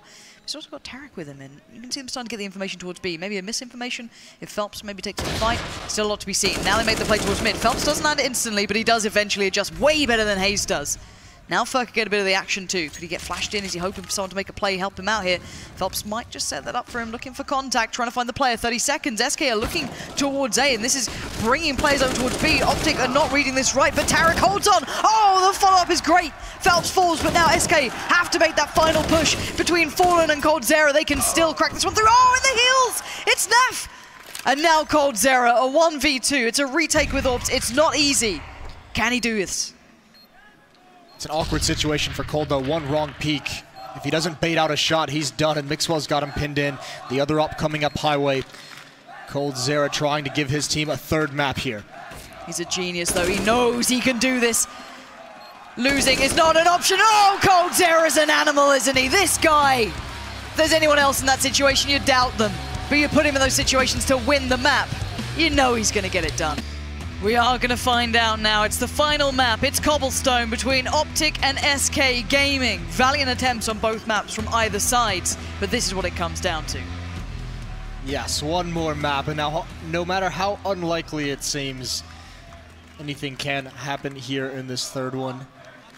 The big thing for OpTic is, I mean, we've seen they're able to compete. They're able to keep up with the SK side. It's just that they need to give themselves a chance in the second half, don't they? That Cash, you could see the ability in the defense, there just wasn't enough. OpTic have to do some work in this first half, starting on the CT side as well. Heavy play, preventing any kind of pressure coming from drop zone. 3 players for OpTic Gaming here. This could be so deadly. Smoke is out. That's going to block off Rush. Down to just 2, but Mixwell hits an insane shot. Here comes the stack. They all pounce through. Creative from OpTic, and it works perfectly. Taco's made his way out, but Tarek is on point, and that is a very quick, very convincing pistol round from OpTic.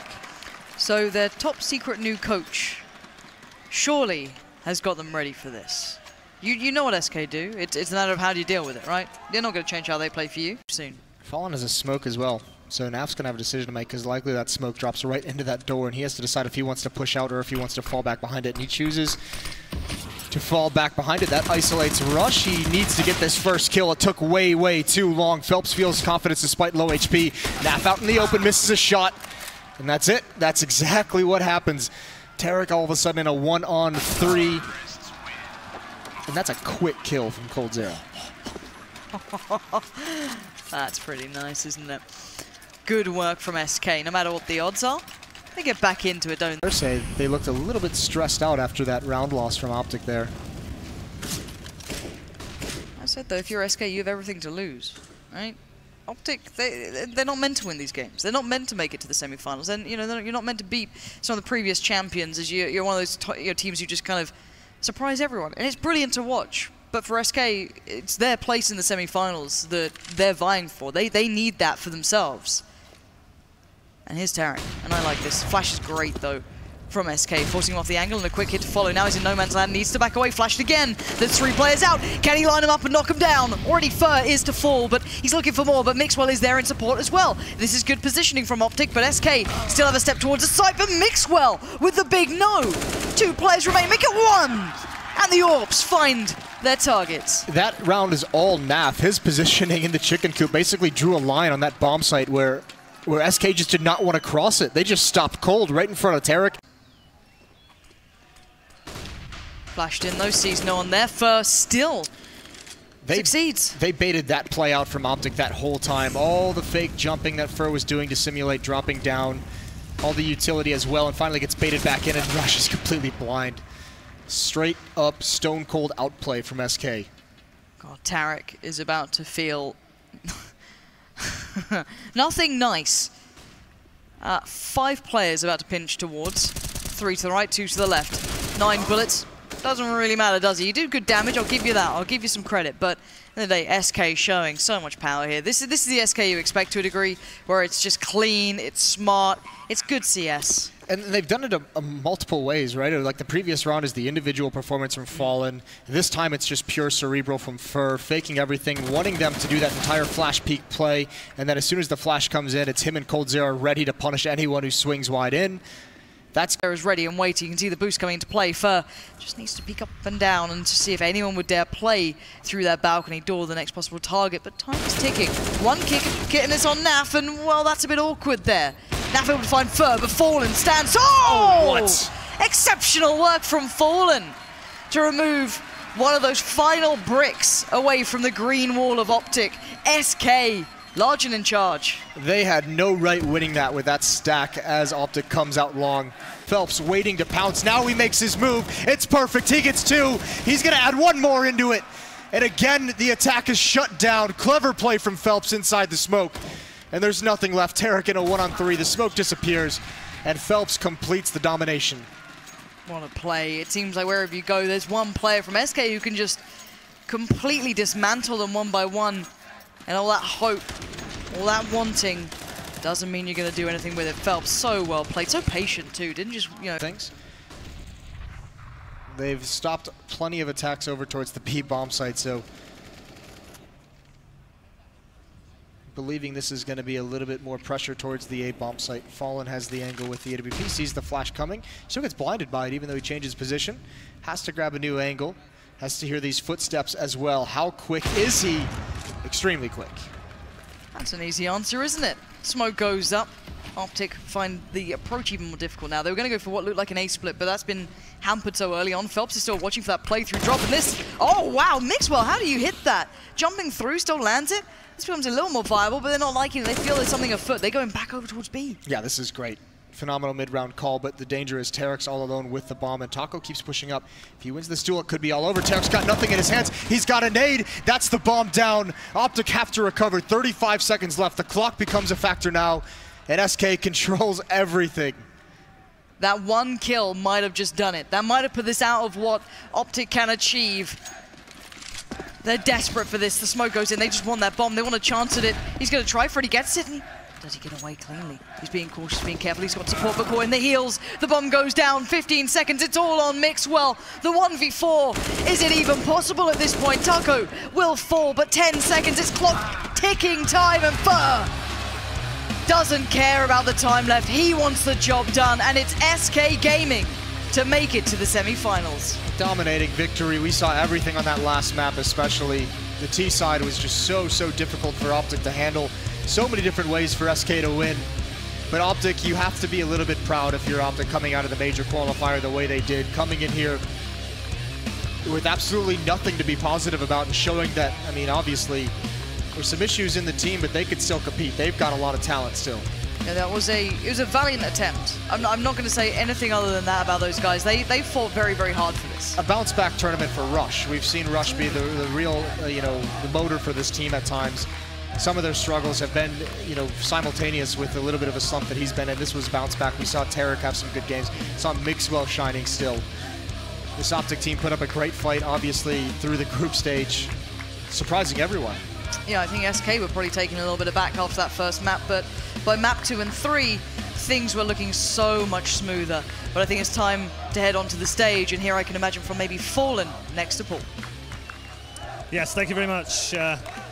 Fallen, it's always great to see you in the winners enclosure. I love interviewing you, but I guess today you've won, but that's not maybe the performance that you expect of an SK team. Being honest, if we don't celebrate the win, we're pushing us too hard. OpTic did a great tournament. They played super well on the group stage. They were very prepared for the first map. They caught us off guard and played super well the first map. Second map was intense. They almost made the comeback. And the third map, I think we had a good advantage. But I don't think that's the feeling. The feeling is mission accomplished. We go to the semifinals, trying to chase the third tournament in a row. Yeah, I mean, I always see you come off, you're always super happy after you win, but today it seems different. You seem more kind of serious because maybe you didn't play so well. But talk to me about underestimating teams. We all said, and including Betway, our sponsor here, said, SK massive favourites in this game. OpTic, no, they're not good enough to win this match. Did we all underestimate them? Did you underestimate them? Being honest, no, we didn't underestimate them. We play against them a lot of times in North America region. We know what they're capable of. And they're super good players. We have to respect them and play the best game. And of course, if you take in considerations what each team has achieved, you're going to say they were favorites. But on Counter-Strike, it's the next match that matters. What we did in the past doesn't matter for anything. Yeah, we've made it through to the semi-finals again. Is this a lucky cathedral of Counter-Strike? Is it like where you love playing? Yeah, Cologne is something special. SK is here. Our office is actually in Cologne, so we were very familiar with staying here. And Lanxess Arena is one of the best places to play Counter-Strike.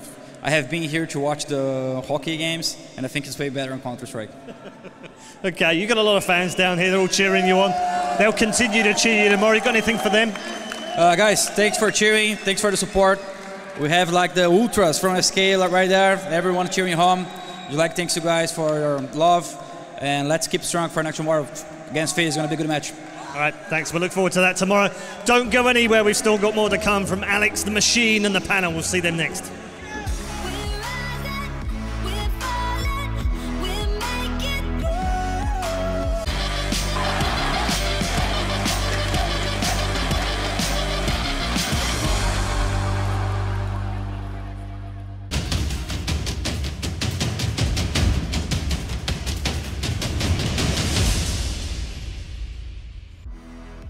You know what time it is. We need a team to meet Cloud9. Already a turbulent adventure, the North Americans locked themselves in for the grand finals of the infamous ESL ONE Cologne.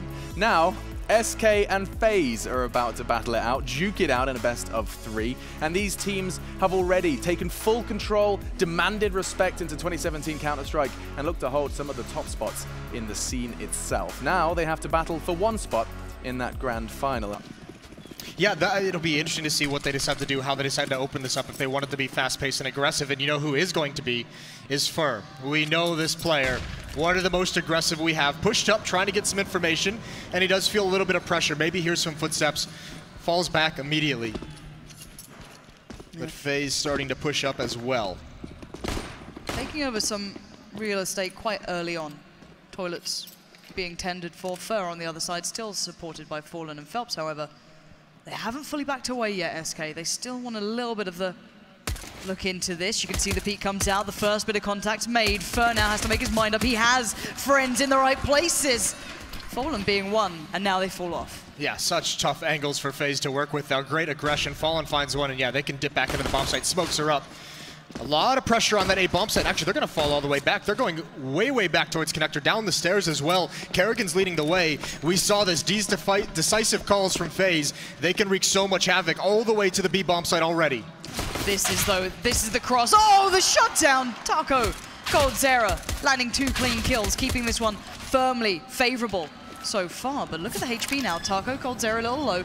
Nico's on the prowl too. If Alu can just stay alive, that's the integral factor. He needs to buy time somehow. There's threats left, right, center. He can't find his fight. And now it's on Nico. I wouldn't put it past him.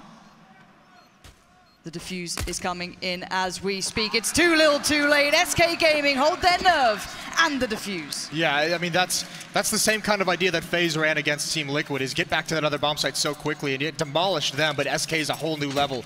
Taco, they get back to that B bomb site just in time, and there's no utility to cross over to the site. Alu, I mean, smart play from him, fair to him. Just get the bomb planted, get your team the extra money.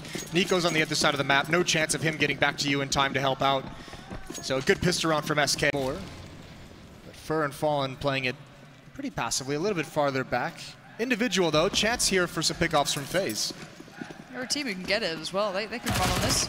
Fur though, nice angle. Quite deep into this, expects the second well. Kerrigan's not going to hope in hell at that, does he? And he's farming away. If that aggression starts to pay off, you know he's going to go for more. Yeah, this is actually kind of a disaster if you're the FaZe side. Some investment, not a whole lot, because you're going to get that plant down.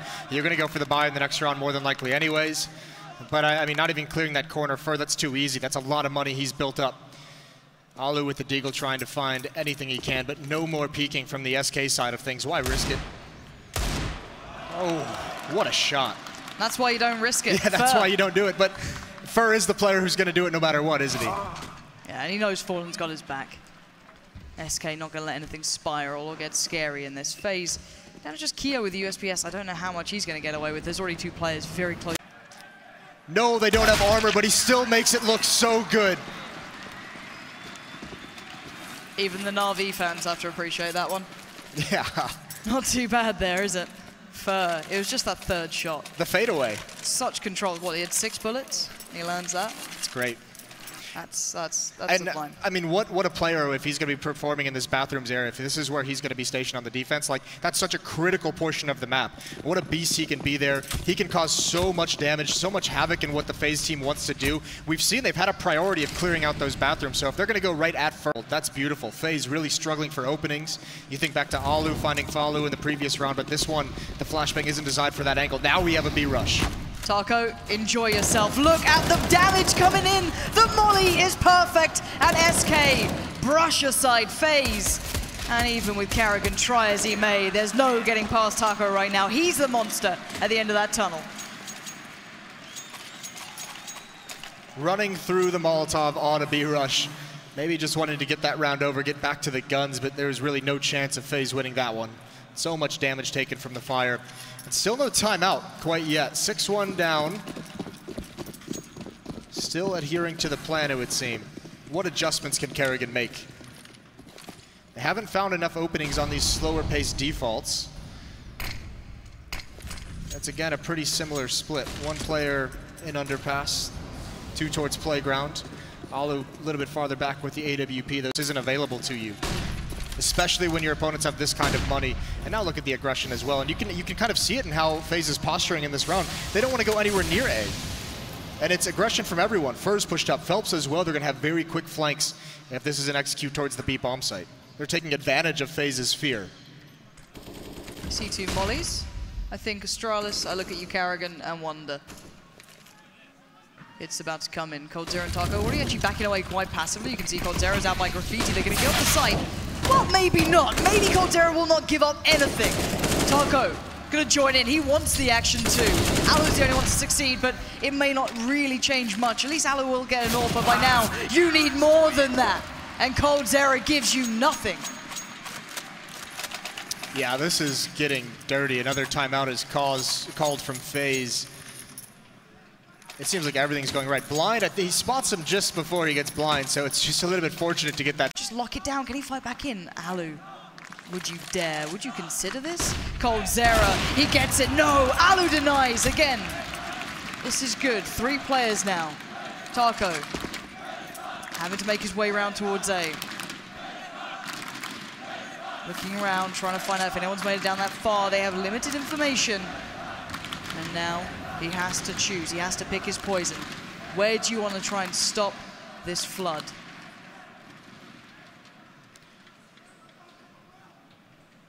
Taco sits patiently. The 3 players edging towards him. He's got to find it. Oh, he spots them. He knows what's happening, and he can't do anything about it.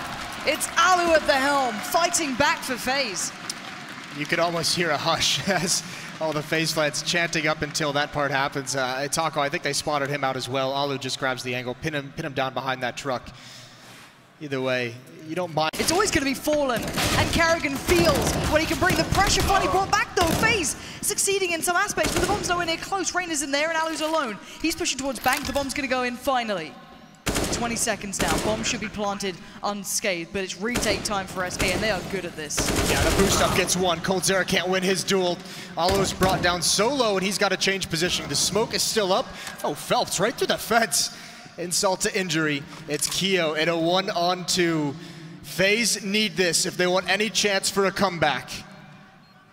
It's all on his shoulders. They know it. He knows it. The tag comes in. It's not good enough. He knows that. But time's still ticking. The clock. Oh, he takes the fight. He had to try and make a move. And SK just looking dominant so far. This is seeming like they want those finals. They want it in 2. They don't even want FaZe to get going. When FaZe is able to get close up towards that A bomb site and do a proper execute on it when they get that positioning, they found there was just no answer to it. And because of that, they were just fed over to the other guys who were just playing so well together. This map was cut in half essentially for FaZe. So now they're on their own CT side. And SK, they just want to end it. Look at the B-rush, but Nico, 2 quick headshots. He wants this match. He wants to make the comeback. And can he get more? He needs to be precise, he needs to be quick, and Karrigan's there, as is his teammates. They are finally warming into this. It's only the first round, but they needed it. They needed everything. coldzera in a 1v5 is trying to make it a little costly at least. Great shots from Nico. He stops this before it even begins. You can see SK, I mean, they really did just want to close this match out in the pistol round right for the throat, but Nico holds him at bay. So yeah, coldzera, he's just got too much. Even with over a minute, the bomb is down, too many angles. There's one. He'd have to win so many clean battles to have the HP to clean this one out. Yeah, it's coldzera still. It's Phelps, and he gets a kill. Rain caught out in the open, not expecting that whatsoever. A dink onto Alu. They go down. This is a disaster for FaZe. So explosive coming through this SK. They didn't want to slow down for a second. It's retake time, and it's awkward. It's uncomfortable. They could be close. That smoke, everything is now a threat, and the clock begins to tick. Taco watching close. Phelps just slightly further back and fur up on coldzera, and Fallen watching the flank. Karrigan, the first man to step out, makes noise, and it's good. He will find Taco. That's the first domino to fall. Will any follow suit? He's going to chase right down. He's being so aggressive. He needs to be, but he gets picked up. Phelps is straight away there, and it's Keo and Nico watching as it all crumbles down. FaZe finally had a shot, and it's heartbreak. Yeah, I mean, there's no even real warning that hit is coming in. It's just Phelps swinging out wide. Rain is thinking he wants to get a little bit aggressive. Maybe he'll know the hit is coming when his smoke peers out. He hears a footstep, but it's too late by that point. And if you ever want to... That was a little terrifying, wasn't it? 1 second before, you could have seen that happening, couldn't you? You thought he was going to tap it. Just for the sake of trying. Right. You have no other time left. You have no other option. Might as well go for it. Yep. And, well, he waited a second too long. Now, okay, let's see what FaZe's money is like. It's not great. It's actually very far from great. It's pretty darn awful. At least they have the rifles. They just don't have the utility. This could be it. Nico, he's pushing up first and spotted it yet. He comes right through, and Fur finally does adjust. Taco with the assist. So 5-on-4. Nico trying to make a huge play for his team. I mean, that's just the fact that they know without the utility, they cannot outlast SK in this round, trying to find some information that'll allow them to cheat, allow them to get any advantage. No, SK can fall back. They've got a nice advantage to build with. They can build back into this round. They still have all their utility. They have that nice upper hand in that department as well. They're going to check their way through, though. It's going to take a little bit of time, bearing in mind they haven't had much of a look towards this side of the map just yet, so clearing every corner en route, allowing a safer avenue of approach. The main threats containing it will be Rain and Alu. And there's the first bit of contact. I think Fallen's seen him. He's made a couple of shots, exchange, and Rain and Alu now having to be a little bit nervous about this. And Phelps is moving in a position to prevent the fallback, and that's perfect. As soon as Fallen calls it out, Phelps get a little bit more aggressive towards Fountain. Great information, great response as well to the information. It's one thing to have it, one thing to make the right play. Still very slow across the map. Alu, the only one in the A-bomb site. Taco in the underpass. He might get tested here. And he does, but he wins it. Yeah, passing with flying colors is Taco. Gonna close this one out in style, more than likely. Taco's been doing that on this map for SK since he joined the team, since time began, it feels, at this point. He's been so good at preventing aggression in the B bomb site, and that's it. SK Gaming is gonna take map 1 of the semifinals. And that looks so well-rounded. Yeah. You came into it, I know a lot of people, you know, think with their heads, their hearts, it didn't matter. SK Gaming didn't care what you thought about them. They've just broken through this game. 4 rounds for FaZe. Have we seen a dominant scoreline like that between these two before? I can't recall one. It's always been close. I mean, even if you look at the round score across like 2 or 3 different series that they've had, it's still very close even in that. So this is an insane victory for the SK side. And it's not just the scoreline, it's the fashion. There was no hope. We talked a lot about hope last night with SK. Still, again, they just crushed the dreams of FaZe here. Well, crushed dreams might be a bit of a theme for today if this is the story going forward. We'll find out. We'll have to see what those analysts think of what just happened in that map, Jason, because that was ridiculous. In favor of the Brazilians. SK will have an opportunity to defend their title should they take cash, or will we get to see a decider? Inferno, they played it on many times ago, even in ECS, and we'll see if we get to it as we head over to your casters. Thank you, Alex. And yeah, the first hurdle in their way is cash. FaZe need to turn up. They need to do more. They need to be far more proactive. Otherwise, SK, They're not going to let this go. Listen, if there's a map to do it on, it's Cash. I know this is SK's pick, but I mean, you have to imagine that the amount of skill on this FaZe side of things, like this is a map that can really, really promote that. They can't be scared to take fights the way they were on Overpass. They have to go for these battles, and this could just be back and forth. Good setup at the moment for this hit at the B bomb site. There is a crossfire here. Here's Rain sneaking out. Oh, shot in midair, and he gets another one. There's the Rain we need, and Alu up next, but he can do nothing. It's a 2-for-2 trade as the B bomb site is lost. Karrigan and Kyo are the only two close by so far. Karrigan can spot that cross, and the smoke's not great, but it can't land the shot on the way. The bomb will be going down now. SK turn the clock into their favor.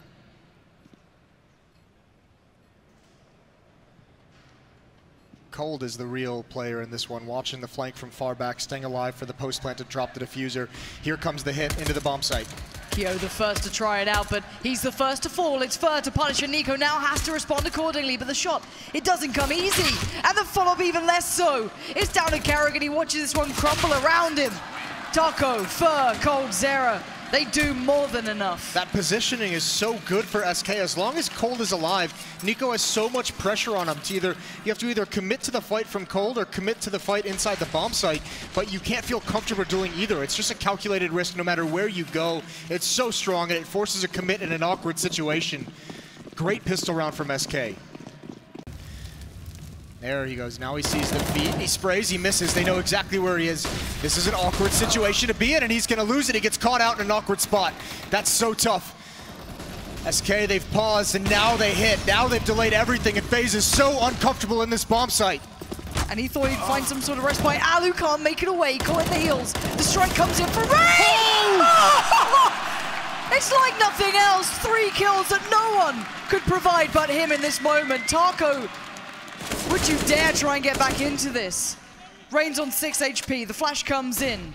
Taco wants to find him. Taps away, hoping for that one shot, and no, it's Rain to get 4. How has he done that? That is so impressive. What a performance. Saving the round, this was all but over. The transfer, the control, the recoil, the long range, and that one onto Cold Zera. That's perhaps 23-7 for Rain. This round is all Nico. He buys them a lifeline into it, but Rain certainly closes it off. Those are 6 shots. Hopefully, you'd hope if you're on FaZe's side of things that ignites Nico. You're going to need him to close this match out no matter what happens. This is still a good half, all things considered. It's perfectly fine. SK have looked good in their moments, definitely, but there has been answers, there's been individuals, and that's more than we saw on the first map for FaZe. So you want that difference. But Karrigan, going to keep things favorable, keep things looking good. Oh, Phelps with a stunner though. But where's the rest of SK? Taco already going to size his play out towards the A site. Up on red, there's still a player. A rose as we go around, and Taco's going to find it first. Falls back, contains a threat, but the bomb is on the site. That can be planted any second now, and the playback now from FaZe is going to be so difficult. What a god tier play to make from Taco. 1 kill, lurking out the door at the appropriate moment when Phelps gets a kill and opening up that bomb site. But Rain is still here. Alu missing a shot. That would have been so nice to have. Such a critical position for Taco to hold. There's the Molotov, forces him out wide, and he finds Rain. That might just do it. The hero for FaZe is down and out, and Alu's got to make it happen, and he can't. The pressure is kept up.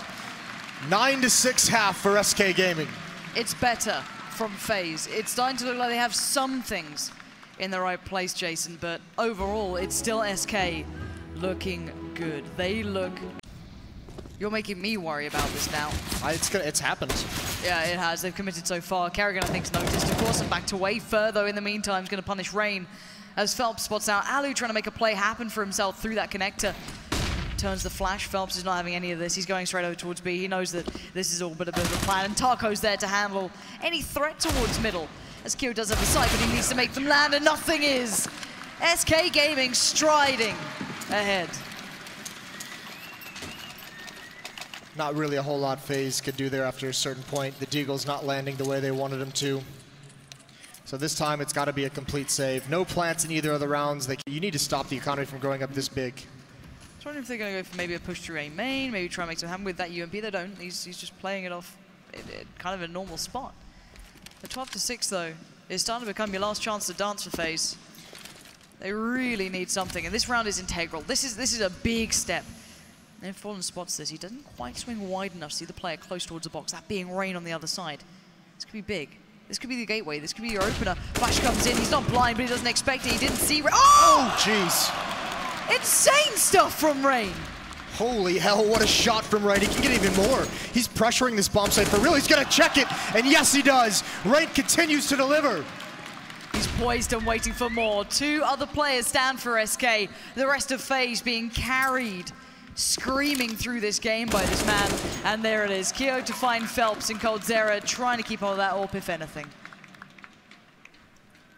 coldzera, yeah, that's the only thing on his mind right now. The flash might even play in Phelps here. 5 players on the other side. No, Keo's going to take down Phelps. The mollies, the smokes, everything comes in. They've got to get these rounds on the board. coldzera still blind, still lands the shot. Fallen doesn't find his, and karrigan gets the molly to connect. This is good. This is actually very good. Yeah, utility coming out just in the nick of time as well to allow these players to get in post plants, get out of the bomb site, but first sprays one down. Nico's just trying to get safe. He's having no luck. Only 1 gun is recovered as well. That's an M4 on Alu. He's over towards Checkers and B main. SK, as always, patient. Utility, smoke in A main, Molotov in the back left, and they're all gonna go down low, but they get stopped. Fallen's gotta go through it, USP in hand, he gets mowed down, and they all do. Keo and karrigan. FaZe find themselves an opportunity to come back. Finally, something looks up for them. A good start, they close in. The molly from karrigan was great as well. Yeah. A breath of relief, a sigh of relief. Have to keep that in mind and keep that very, very present and very much at the forefront. But for now, FaZe just taking their time throughout this. It looks somewhat default. Oh, karrigan all on his own. That's a scary duel. Just applying some pressure in mid. Fallen may want to fall off of this, yeah, because, oh, there's a nice peek. Alu's gonna love that one, just holding the angle, and coldzera gives it to him. There was a flash, but it doesn't affect him. karrigan simulated like a mid-hit, and Fallen has to believe, that there's someone out on boost. That's why he doesn't risk a second peek. They're gonna get aggressive behind this smoke. Oh God, Fallen, he might be baited into this though. He might actually allow this to somehow spiral away. No, he doesn't get away. Alu's not gonna let it happen, but Fur is there. And look at Phelps! This could be huge! He does get noticed, he can't adjust in time! Nico is phenomenal, and so is Keo in this. Rain's already got the position locked out. There's no play back in for Taco. Very few teams would be getting re-aggressive on Checkers the way this. Check this, no, he gets killed from behind. There's the trade, FaZe need more, Nico's gonna provide it. Fallen into the fight, brings it into a 3-on-2. And now we see what Nico can do here. Can he find room to operate? Can he find a way back in for his side? Is there a kill to be found in the next couple of seconds? It's Alu with the bomb, he gets the plant in. He's on the site still as Nico waits, looking on highway.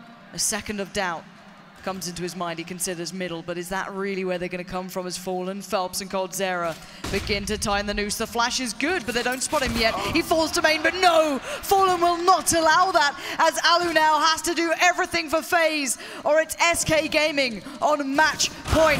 Not here, not now! Fallen gets it done. Alu cannot save the day. And SK Gaming, the step is getting shorter and shorter to the grand finals. The story the first time these two teams met was how caught off guard FaZe was with how patient and slow these retakes are from SK against enough of the answers. It's so disheartening.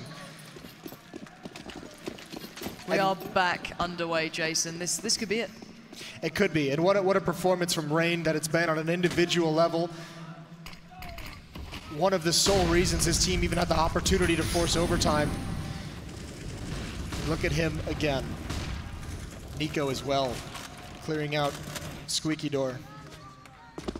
Taco's still there. We could be seeing those double smokes in towards middle, eyeing up Fur and Phelps here. Again, denial of information, map control gained. Alu now feel incredibly uncomfortable. He has to back away from Checkers, find a deeper spot on it. But there is still a man there. There is still karrigan trying to hold this, and the smoke goes in return, and SK gain nothing. It's got to be so nerve-wracking, especially if your Kiyoshima smokes in the vision. Middle is such a critical point to be defending. karrigan close up as well, but he's been abandoned. Again, it's him all alone. They think the main force is going to be coming from the A bomb site, and karrigan, he's feeling still. Cuffo sees the shadow, but not in time. Fur, it's too easy. It's a free kill. Keo rotated away and didn't have the information to pass on. And you've lost everything if you're FaZe. Keo wants it back though. He wants to try and do this somehow. Gonna push in towards A main. He's got some pressure to follow as Fur and Phelps begin to tighten the noose, wind the coil up. Oh no, it's Nico down, it's Fallen. And now there it goes again. 2 more stand come, hell or high water. SK Gaming do not want FaZe back into this. Alu and Rain need to do something incredible, unthinkable, and it has to start now. No, the shot missed. SK again, another step. The finals are 1 kill away. One man stands between SK Gaming and playing in those finals. He will not relent, he will not quit. He fights so hard. Another kill for Rain, but 3 more. Is it even possible? No! coldzera takes it for SK Gaming, the final kill, removing Rain from the battlefield and putting SK Gaming into the finals of ESL ONE Cologne. Not only that, but putting a stop to the run of FaZe. They've made every final of every tournament they've played at since Nico joins. That is no longer it. And on this kind of a stage, SK, what a brutal map that was. First one was a little bit easy with Cash. They had to fight the entire regulation into overtime. coldzera and Fur, fitting that they're the 2 leading the way. Absolutely. FaZe Clan, though, do win minds and hearts. Rain put up such a performance for his side, and the rest certainly joined him towards the end. You never know what's going to happen in some of those rounds. It was down to the wire so often. A couple of seconds on a bomb defuse could have changed everything. What a gladiator Rain was in this game, never giving up. Even at the end, you could see, just wanted to find some way to force his way into that bomb site, but Herculean effort carried his team through the first half. I mean, certainly they have no business being in that game outside of Rain. Well, we already heard earlier that Fallen and the SK Gaming boys were looking for that final. They were waiting to get themselves back out there, and I do think we are now ready to head down and hear what they had to say about that matchup. Yes, thank you, Lauren. With Taco, congratulations first of all, great win. Tough match in the last game. Much better first map though. I spoke to Fallen yesterday. He was upset. You guys didn't play very well yesterday. He felt like you got a bit lucky, but today much better in the first game. But let's talk about that second game. That was crazy. Crazy match. Hello guys, Cologne, you are insane. It was really hard, we knew it. It's FaZe Clan. These guys are monsters. But second match, of course, was our pick. We feel really comfortable to play Cash. So we did some mistakes as T-side. Our T-side is really strong because, like I said a few times before, we have the best in-game lead in the world. So yeah, that's it. What did he say to you at the end? Because it's 15-14, you've lost a couple of important rounds. I see him barking, he's like, rah! It looks to us like he's super angry, but he's not, is he? What is he talking to you about? No, he was not angry, of course. What he said for us is that, guys, it's 15-14. There's no way to lose this game because at least we have the overtime. So I'm pretty sure that if we lose this round, we're going to win the entire map.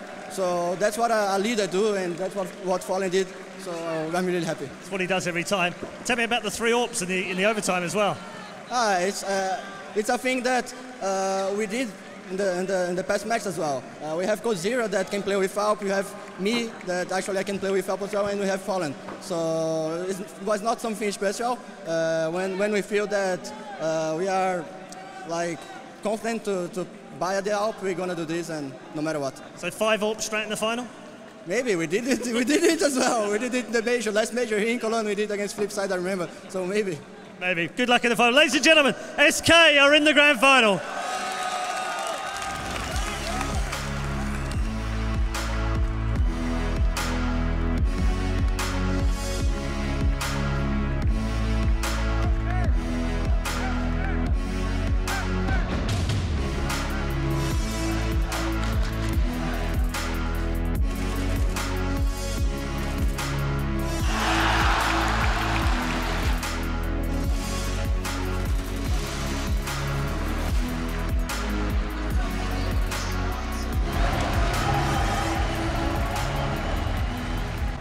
Grand finals are locked in for ESL ONE Cologne 2017. FaZe did bring the rain on Cash, but SK, they brought the thunder, and they will have that rematch from Sao Paulo, the one where they took that home victory away from them. Cloud9, that is. Very Man, good, I appreciate you. That was I've got to make up for it. That was an epic second map of that semifinals, wasn't it? No, you kind of almost forget about the first map because it was just such dominance from SK. Yeah.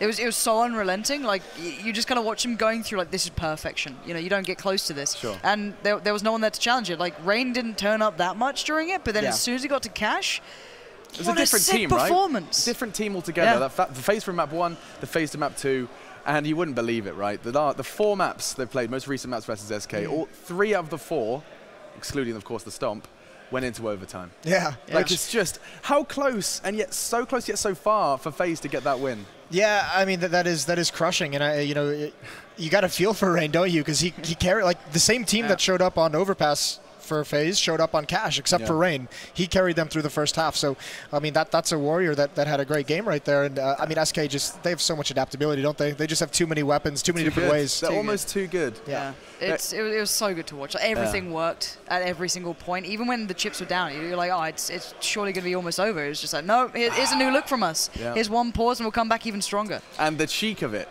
Are you noticing as well, Jason? SK are taking those timeouts on the verge of match point relentlessly now. They end every game almost with that 0 timeouts left. Yeah, I mean, why not? You have somebody to play with. So if you're an in-game leader, you're gonna love that.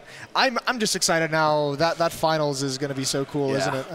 Especially with the way that Cloud9 has played. I mean, they've showed at least in this one tournament, this one isolated tournament, they're 5 players deep now, and they have so much impact.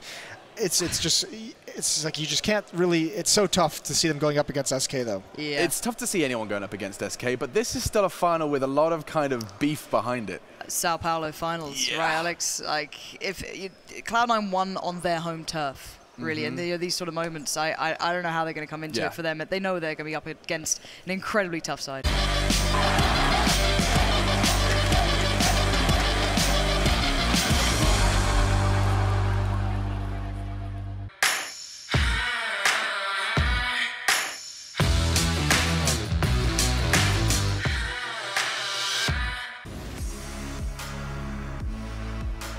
ESL ONE Cologne 2017, powered by Intel, and we've made it all the way to the grand finals. We started with 16 teams, 16 of the world's best, and now we have just 2. Plenty of twists and turns have got us to this point, but now we actually have a battle of North versus South America, Brazil versus Cloud9. That is, of course, SK defending their throne in the same arena, and against a much different opponent. This is going to be exciting at a multitude of different levels. Of course, let's not forget Sao Paulo. ESL Season 4 Pro League Finals. It's a battle of revenge as Cloud9 took that home victory away from SK. And now, I mean, these are the storylines that you can't wait to tell, right?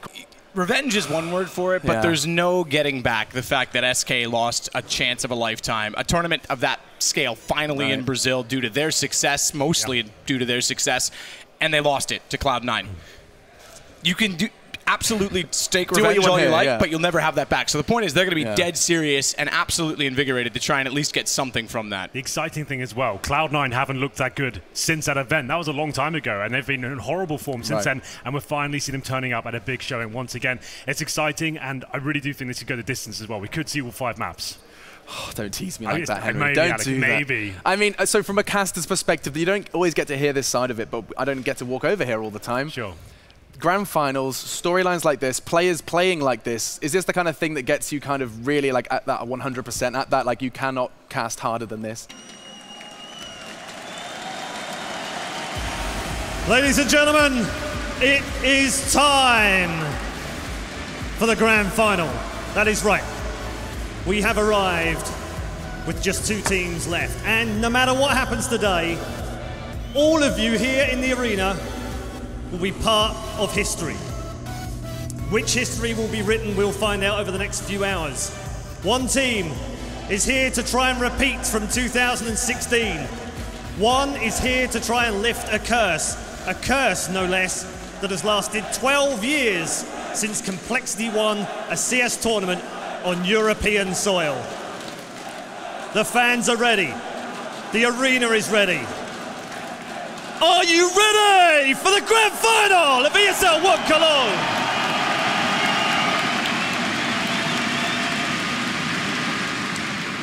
Our first grand finalists have a man celebrating 10 years as a professional CSGO player. They were champions last year at an ESL tournament for the first time in 10 years. They are back yet again to prove the doubters wrong. Ladies and gentlemen, flying the flag for North America, Cloud9!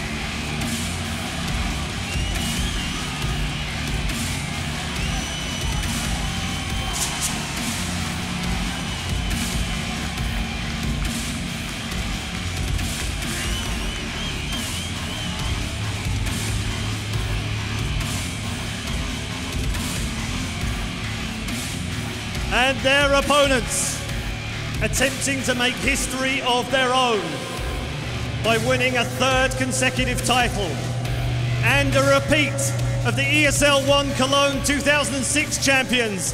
Please welcome to the arena, SK Gaming!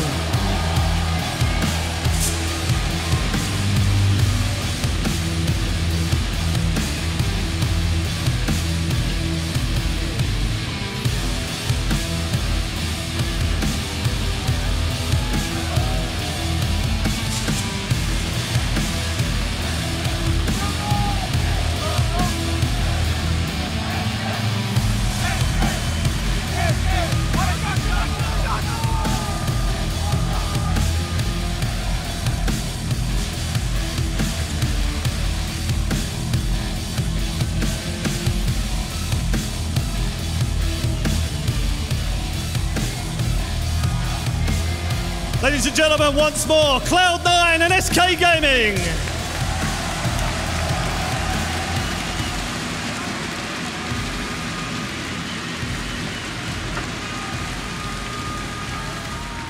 Okay, I'm just going to get a few words with both captains before we start things off. Gabriel, just a few quick words. I don't want to disturb you. I know you want to get in the mode and get concentrated on the match, but just a few words on what this means to you in terms of this crowd, this arena. Playing Lexus Arena is one of the best feelings ever. We're going to do a great show, and we're going to revenge ourselves for the last finals we play against them today. Any final words for your fans? This is the best crowd in the world, and we're going to make you proud. Good luck, SK. Jordan, just a very quick word with you. How's it going? I'm good. How are you doing, buddy? I'm doing good. Looking forward to denying SK some revenge. Okay, I like that. You did it last year. Everyone wrote you off last year. Everyone said no North American teams can do this kind of thing. You've proved them wrong time and time again. Is this one step that you want to deliver again? Of course, baby. We want to show up, play our game, leave everything in the server, and bring a good match for the fans. Let's do this. Okay, let's do this, ladies and gentlemen.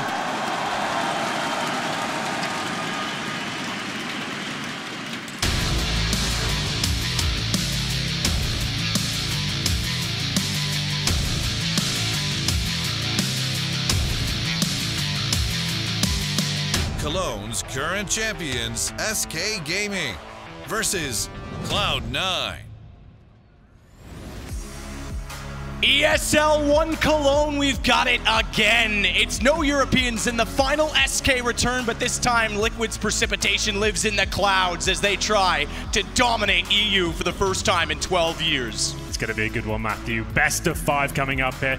There's a chance with Cloud9's current form we could see all 5. It very rarely happens, but I feel like the way automatic's showing up, it's same thing but nothing as well. It could be the exciting 5 maps we're looking for. We're kicking things off on Cobblestone.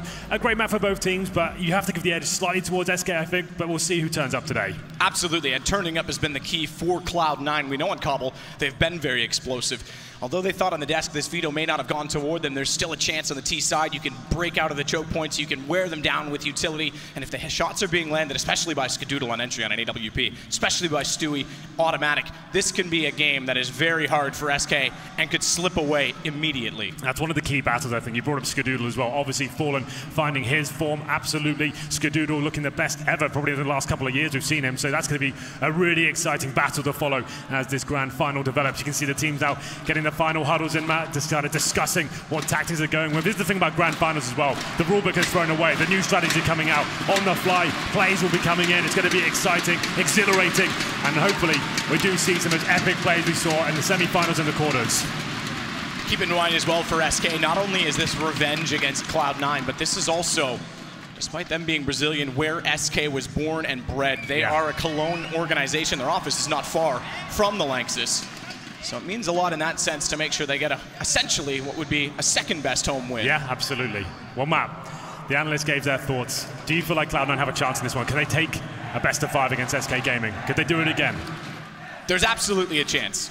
Absolutely could happen. If they can get under the skin early, if they can get control of the game, if they can force SK out of their comfort zones, force them to be constantly rotating and never let them set up, then yes, absolutely there is a chance. The CT side's a lot harder on Cobblestone to take that fight. But as I said, on the T side, if they can get an early lead, if they can get a run out on the T side, yes, absolutely there's a chance. It's going to be hard. It's definitely SK's to lose for Cloud9 to have a chance. Cloud9 chose to start on the CT side. So they're going to have some tricks up their sleeve here. We know they're one of the teams that like to have lack of respect Counter-Strike. We need to see that sometimes.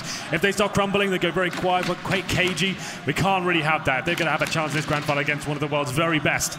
Certainly underdogs here, Cloud9.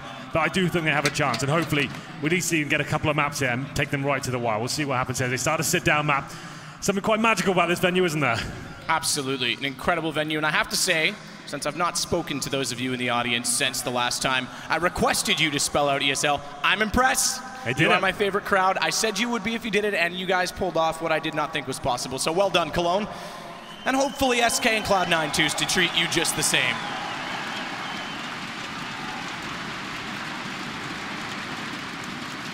He's got his shirt on this time.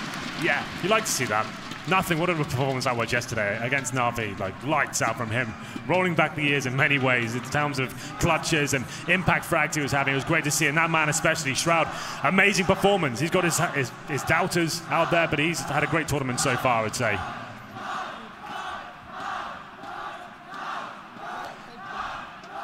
I feel like the crowd are favouring Cloud9 generally. It seemed that way. Yeah, they're getting there. They've got a hype man.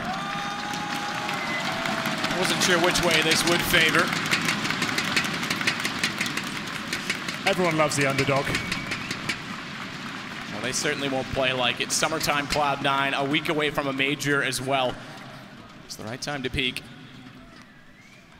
Headsets go on. A lot of nerves heading into a game like this for obvious reasons. The good news is for Cloud9, they've been a roster as a 5-man unit for well over a year at this point in time. Yeah. It hasn't been the most successful story, probably hitting their peak and Sao Paulo when they beat this very team. Can they replicate that once again? What a storyline that is. SK looking for revenge. I'm not sure it's going to be an easy battle for them though. Shroud, if he turns up, we could have a hell of a game on our hands. So just about into it. You said it, Cloud9 starting, electing to start on the CT side. So I am very curious as to how they want to engage. And if SK early wants to try and let Cloud9 sort of fall into their own trap, be a victim of their own aggression. If they sit back and say, okay, you control the pace, let's see what you've got. And if, because it is such a hard map to be aggressive on, specifically on CT, if they start to do that and SK catches them off, it'll certainly, it's negative reinforcement right away. It'll certainly set them back in their own spawns. The key players that can actually have aggression on the CT side of the AWPers usually. They can move around the map, they can go towards long air, can go top and middle, and try and find those first picks. That's what we need from Skadoodle. He's often been criticized to be a player that lacks assertive AWP picks at the very start of rounds, but he has looked much better in that respect, and hopefully he goes against Fallen right now, and he's going to be one of the world's absolute best AWPers, so that's going to be an interesting battle to follow. Looks like we are getting there as the players start to warm up and get ready. Ladies and gentlemen, the grand final. Cloud9 versus SK Gaming. Let's make some noise! Cobblestone will be the first map. T-side start for SK Gaming. We'll have a look at the buys as they come in. 4 sets of armor, 1 smoke and a Molotov as well for Fallen. Expect a tactical execution here. And smoke and defuse kit for Skadoodle as well. It's looking like we'll be focusing towards the A side of the map to kick things off here. One player holding B, that's going to be Taco, looking for that aforementioned CT aggression. So automatic at danger, Skadoodle without the armor, but the utility is at the lower section of middle. They're going all toward long with the exception of Taco, as you mentioned, so it's going to be hard for automatic to find his way out of this. If he could get smoked off by Skadoodle and run back to the site, they could catch them as they try and enter, but he's alone down here. He's got to find kills. He's got one already.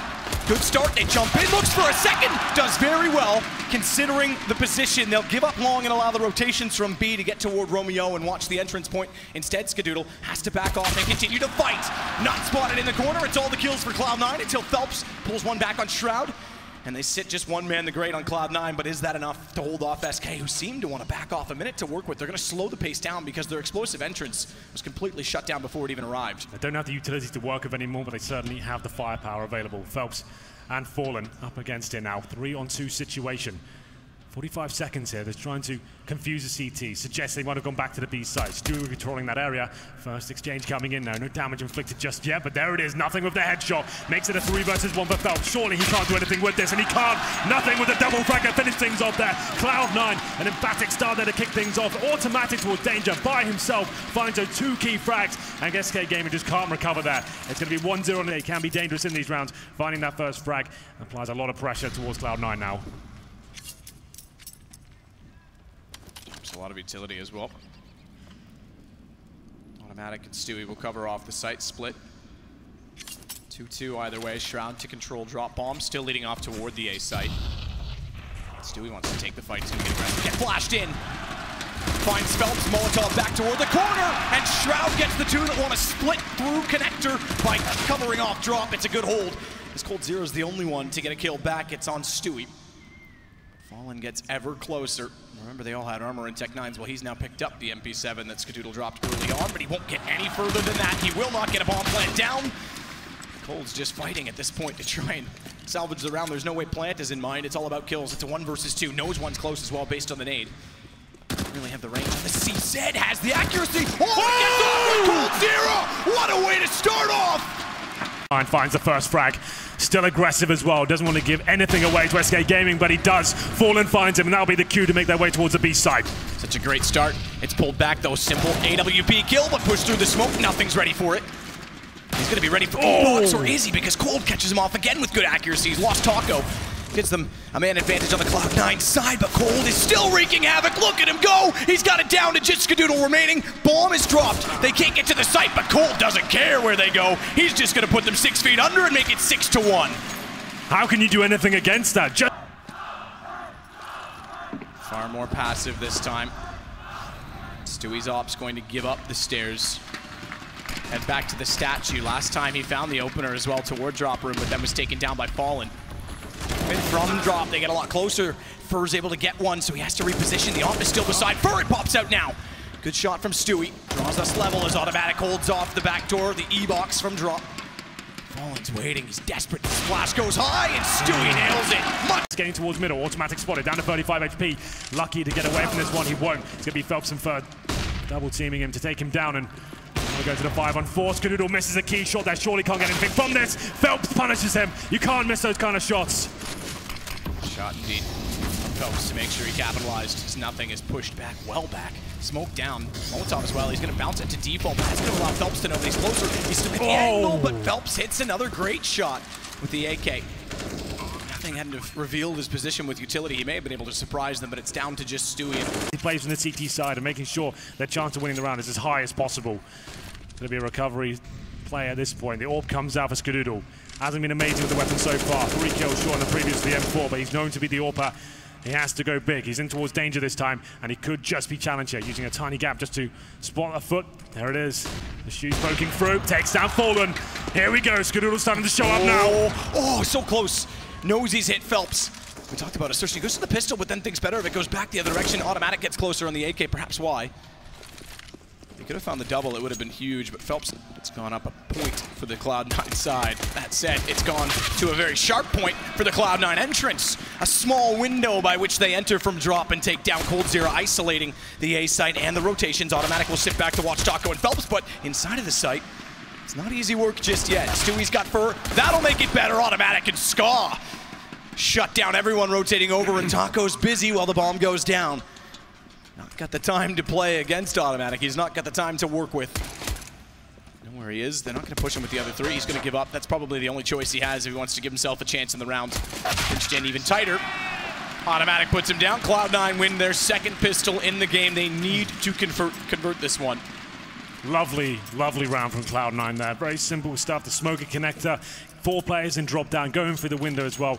It's a do or die moment. You get through there. If you find the first frag, you're probably going to win the round. CTs can shut that down, but couldn't find the opening kill. CTs give away the second half pistol as well. So they were blind as well. Leaves him in the open. They still find Phelps.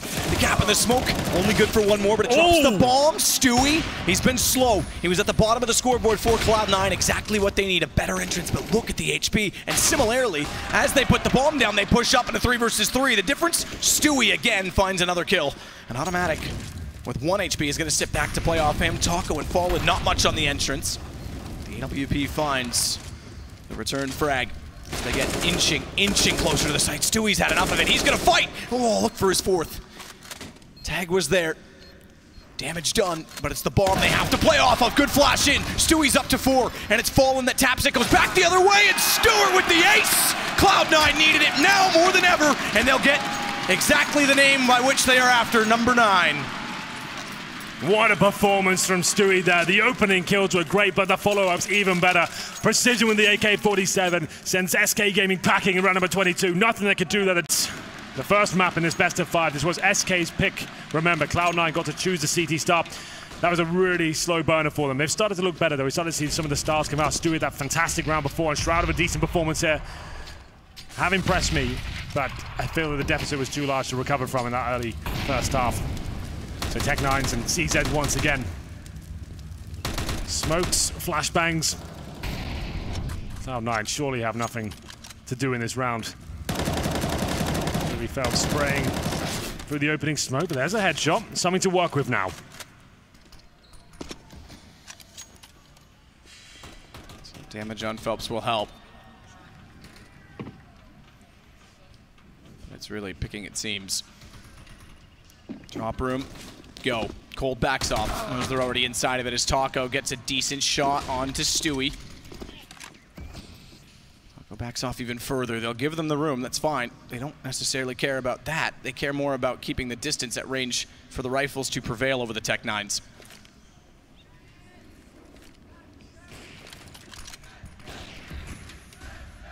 Smoke on the inside of the E-box.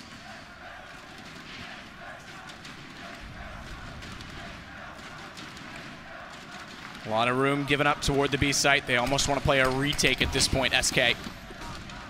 Does it cost them? Phelps is low. Chicken coop, only one directly inside of the site. No one's checking it just yet.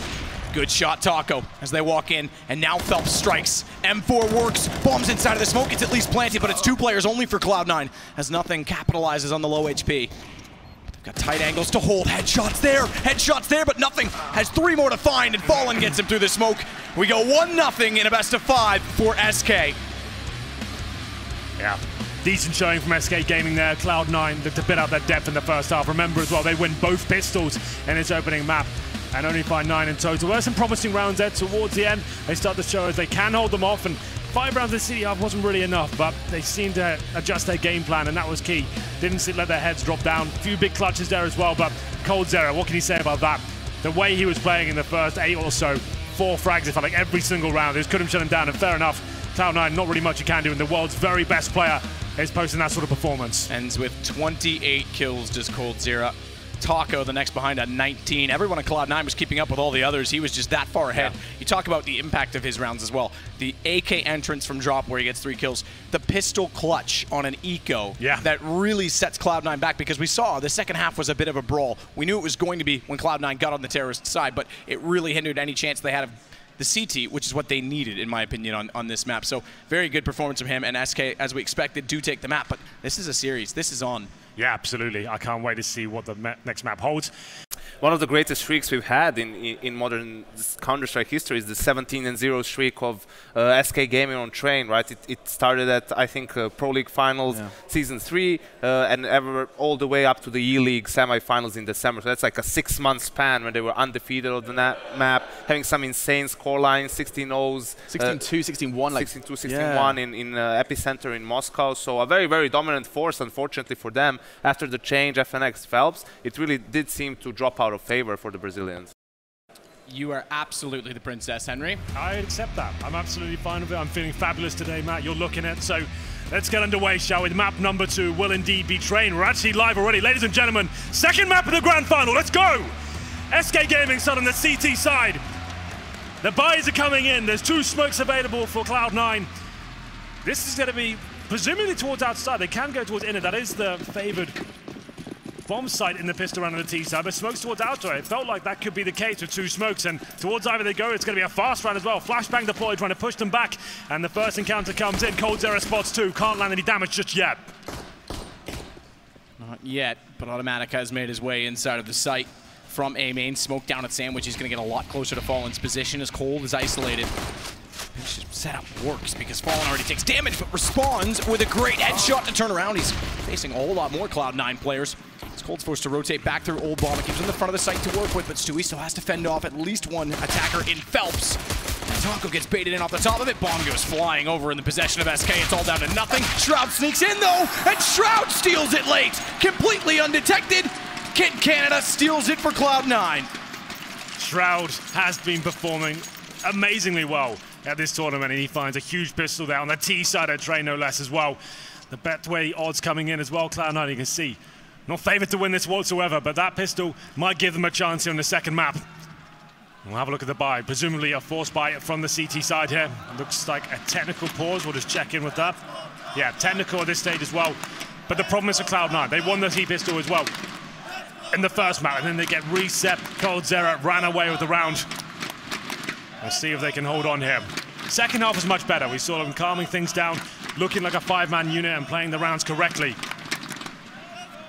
AK-47's coming out. Galil's as well, not focusing on those SMGs if you want to have the range to work with here. Shroud, 3 frags in total. Just as it looked like it was about to slip away from the North American side. CT Star for SK Gaming, man. That's a scary prospect, right? At one point, the very best team in the world in this map. Yep. Dropped off significantly since the addition of Phelps, but still, always going to be a difficult team to play on this one. And we're getting to round number 2.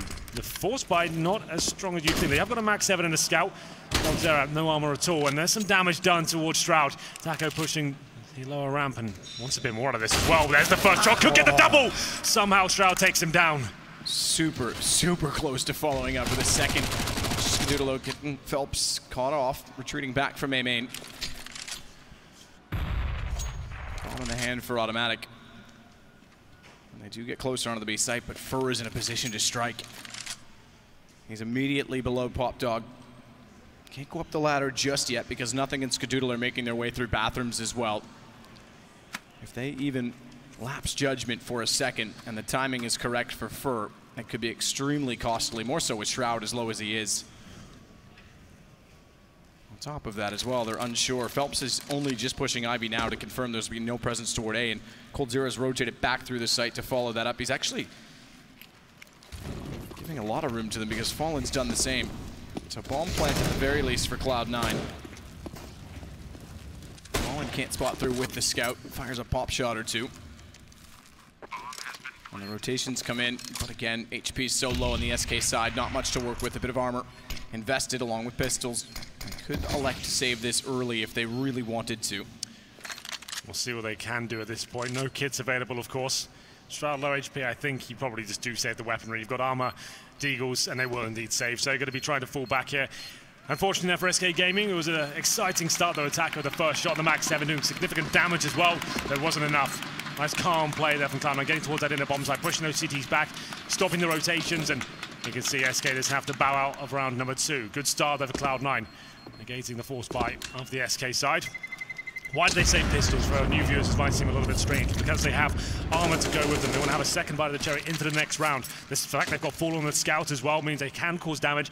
If they go in and don't win that round, it's going to be full eco next, and they won't win it. It wouldn't be worth the risk. So they keep hold of the lesser weaponry, sure, but still have a chance to win round number 3 here. Can I know it as well? Just joining us. First map was Cobblestone. Cloud9 looked out of their depth in the first half. coldzera completely battered them, but this is their pick now, and we'll see if they can step up. Good start, I have to say. Stewie once again, using the nades correctly, eradicating risk, making sure there's no CTs hiding behind the boxes or on the corner, means he can get a little bit closer here. HG's just to guarantee that fact.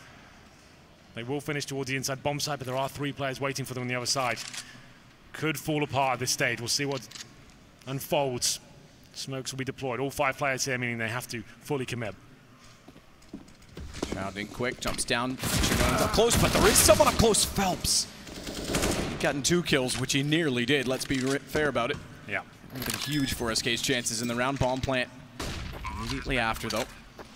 5 HP is all Skadoodle is left with. The flashes go deeper, and SK can afford to push this time. They're buying in the next no matter what. He finds automatic. That's one of the 2 low players. Skadoodle's the other. This is a chance. A real chance. AK picked up, but taken back immediately as Taco goes down. Stewie with the kill. No kits in play. 3 versus 2. High position is pivotal. Molotov already down and gone. Oh. And a shot from Cold. No way. He steps up again. Another eco one by Cold. He is having an absolutely amazing series. And it goes 2-1, or does it just barely? He does it again and again. coldzera in these forced buy situations. That's why they saved the weaponry the previous round, because there's always a danger that Cloud9 make a mistake. I'm not a fan of the inside area when you know you're up against upgraded pistols, scouts as well. Fallen just doing the damage in that deagle play from coldzera. So calculated, crisp shots, that's unbelievable. How has he done that? Look, that there was nothing in that round. That's a 5-on-2 with a Glock and a deagle. He sets them up and Skadoodle knocks them down as well. He gets the final kill with the Glock with 40 HP as well. How have they won that? A lifeline perhaps to Cloud9 here. 4-4. Money still available for SK, but Cloud9 finding some fortune. But if they can back up to the high ground with the Molotovs, still a chance in it. They picked up an additional smoke. Skadoodle's going to throw it down far. Molotovs are out early, so they aren't going to play the high ground, the overpowered position of bouncing it. They're going to try and get in the face of SK as nothing inches his way up. Through the smoke, finds 1, finds 2, oh, nearly gets to 30. He looks back to it, good shot over the edge of the train. 2 HP, he gets away, but they know exactly where Cold is, and Cloud9's about to find number 9 again. Cold does have a kit to work with, but not a whole lot of time, and he's still so far removed that I think he's going to take himself completely out of it by backing off to CT spawn.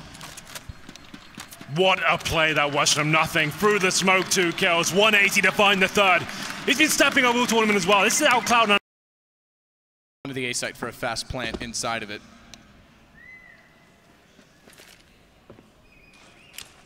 "28 seconds.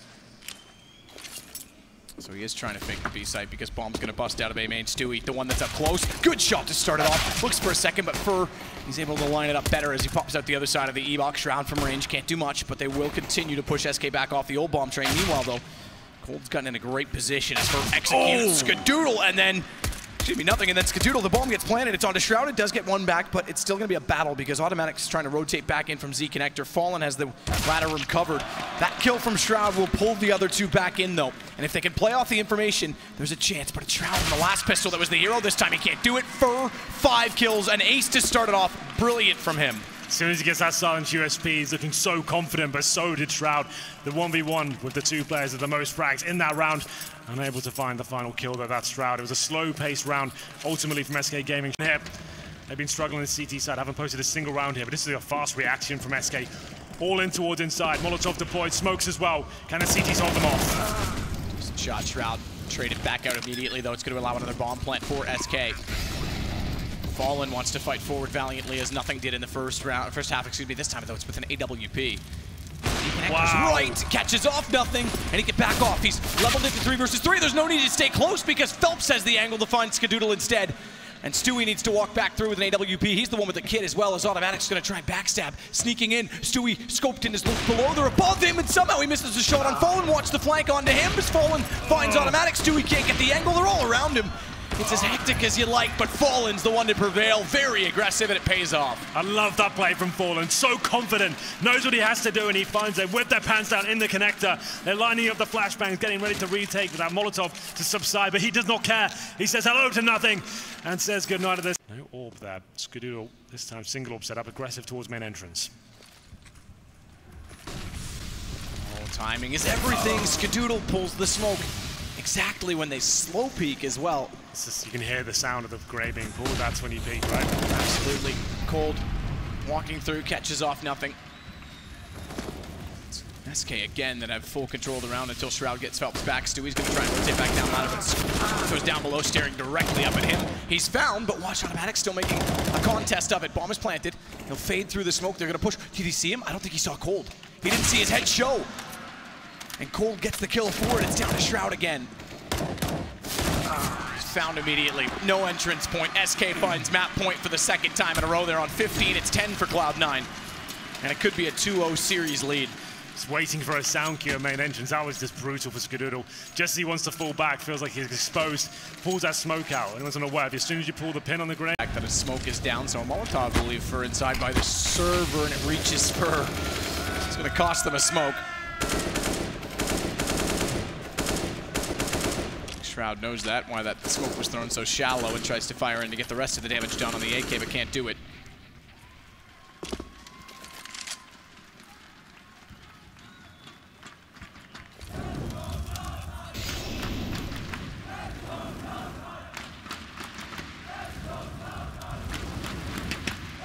Bomb, Brown Halls, Cold, Taco, and Fallen joining them. It's going to be the wraparound that you love to see, Henry, but caught off already is Fur. Phelps is locked down, so they won't have the split in full effect. They've got to contend with a straight fight. 3 versus Stewie so far in the side of B, and Stewie and Skadoodle win it to drop the bomb for a moment as Fallen strikes back with only a single kill. He's missed grabbing the bomb, and they're pushing from both sides of him, so Phelps is locked off this. He's well removed.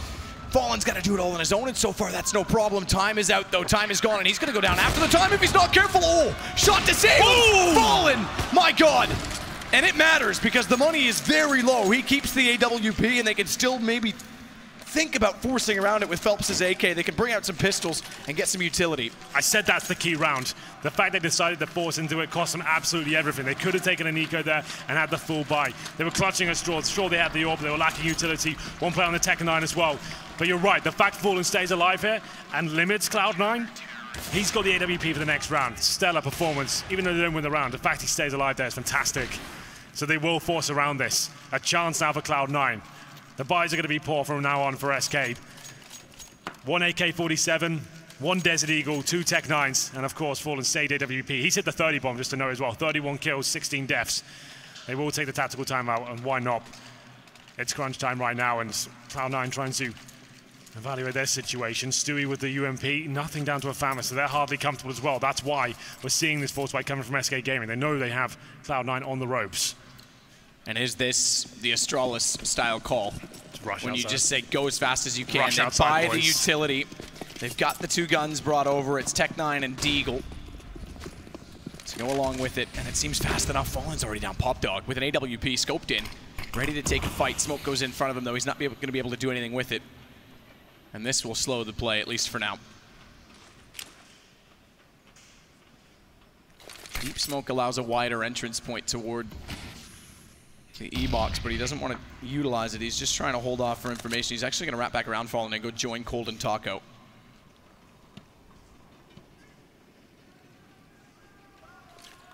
It's not a matter of if they go quickly, it's when they go quickly. Yeah, setting themselves up. Look at the Ivy control as well. The T's are out, trying to get that first pick.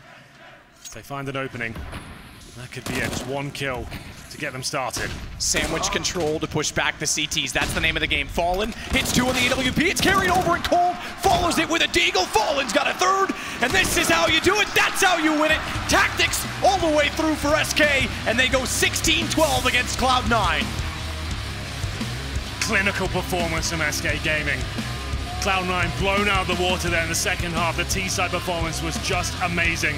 That last round summarizes it all. You can see exactly how the tactic builds up. Get that map control coming in. Build yourself up into the round. Get that opening pick. That's your cue to go. And everyone hit their shots. The Deagles, the AKs, the Orbs. Fallen One of the best performances of the tournament so far, hitting every single shot of the AWP. Fantastic work by him, and it's 2-0 to SK Gaming. SK are just flexing on the North American side, and already we are starting to see glimmers of what Chad mentioned. They're playing better than when they were when they won the majors. They are looking terrifying at times.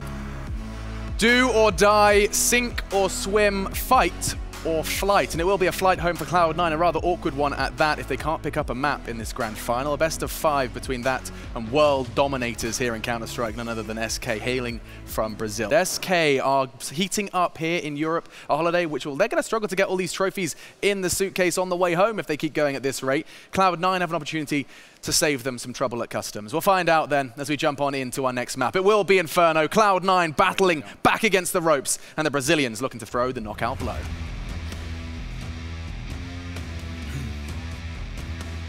The knockout blow indeed. It would be devastating to Cloud9 to go down 0-3. Again, they've been on form. The scorelines haven't told all of the stories. It has been a battle in various situations. We've seen some very unorthodox round wins.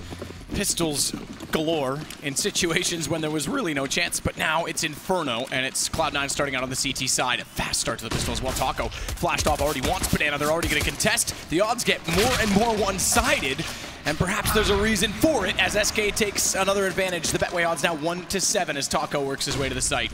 Here we go, the B side open, a mammoth task now for Cloud9 to get back into this round. They do have the kit to work with, but I don't think they can do much with this situation right now. Smoked out from CT Spawn, and 2 players coming from Banana. Fallen waiting for them on the other side as well. Spots them coming through, but there's the first frag from Skadoodle. A chance now as the 3-on-3 begins. On planted and held.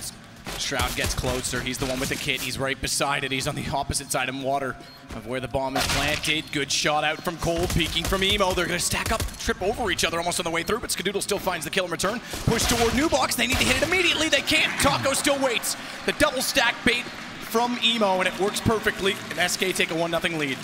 A brawl at the start of the round there towards Banana, very common in the start. And you see Cloud9, they did get a couple of frags, comes down to the 3-on-3, but good smoke utilization there from SK Gaming. 1 towards Banana, 1 towards CT Spawn as well, made the process very difficult there. Sure, they hit the first kill on Fallen, but at that point, bomb was ticking away. They had a kit, but just couldn't find the frags required. Round number 2, once again, force buying here in the second round.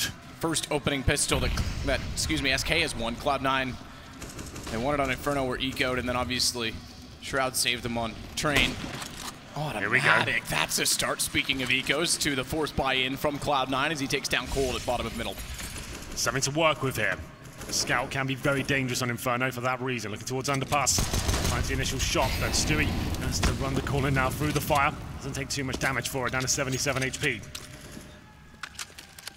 Another control given to SK Gaming here. Still have the smokes to work with, an AK for Taco as well.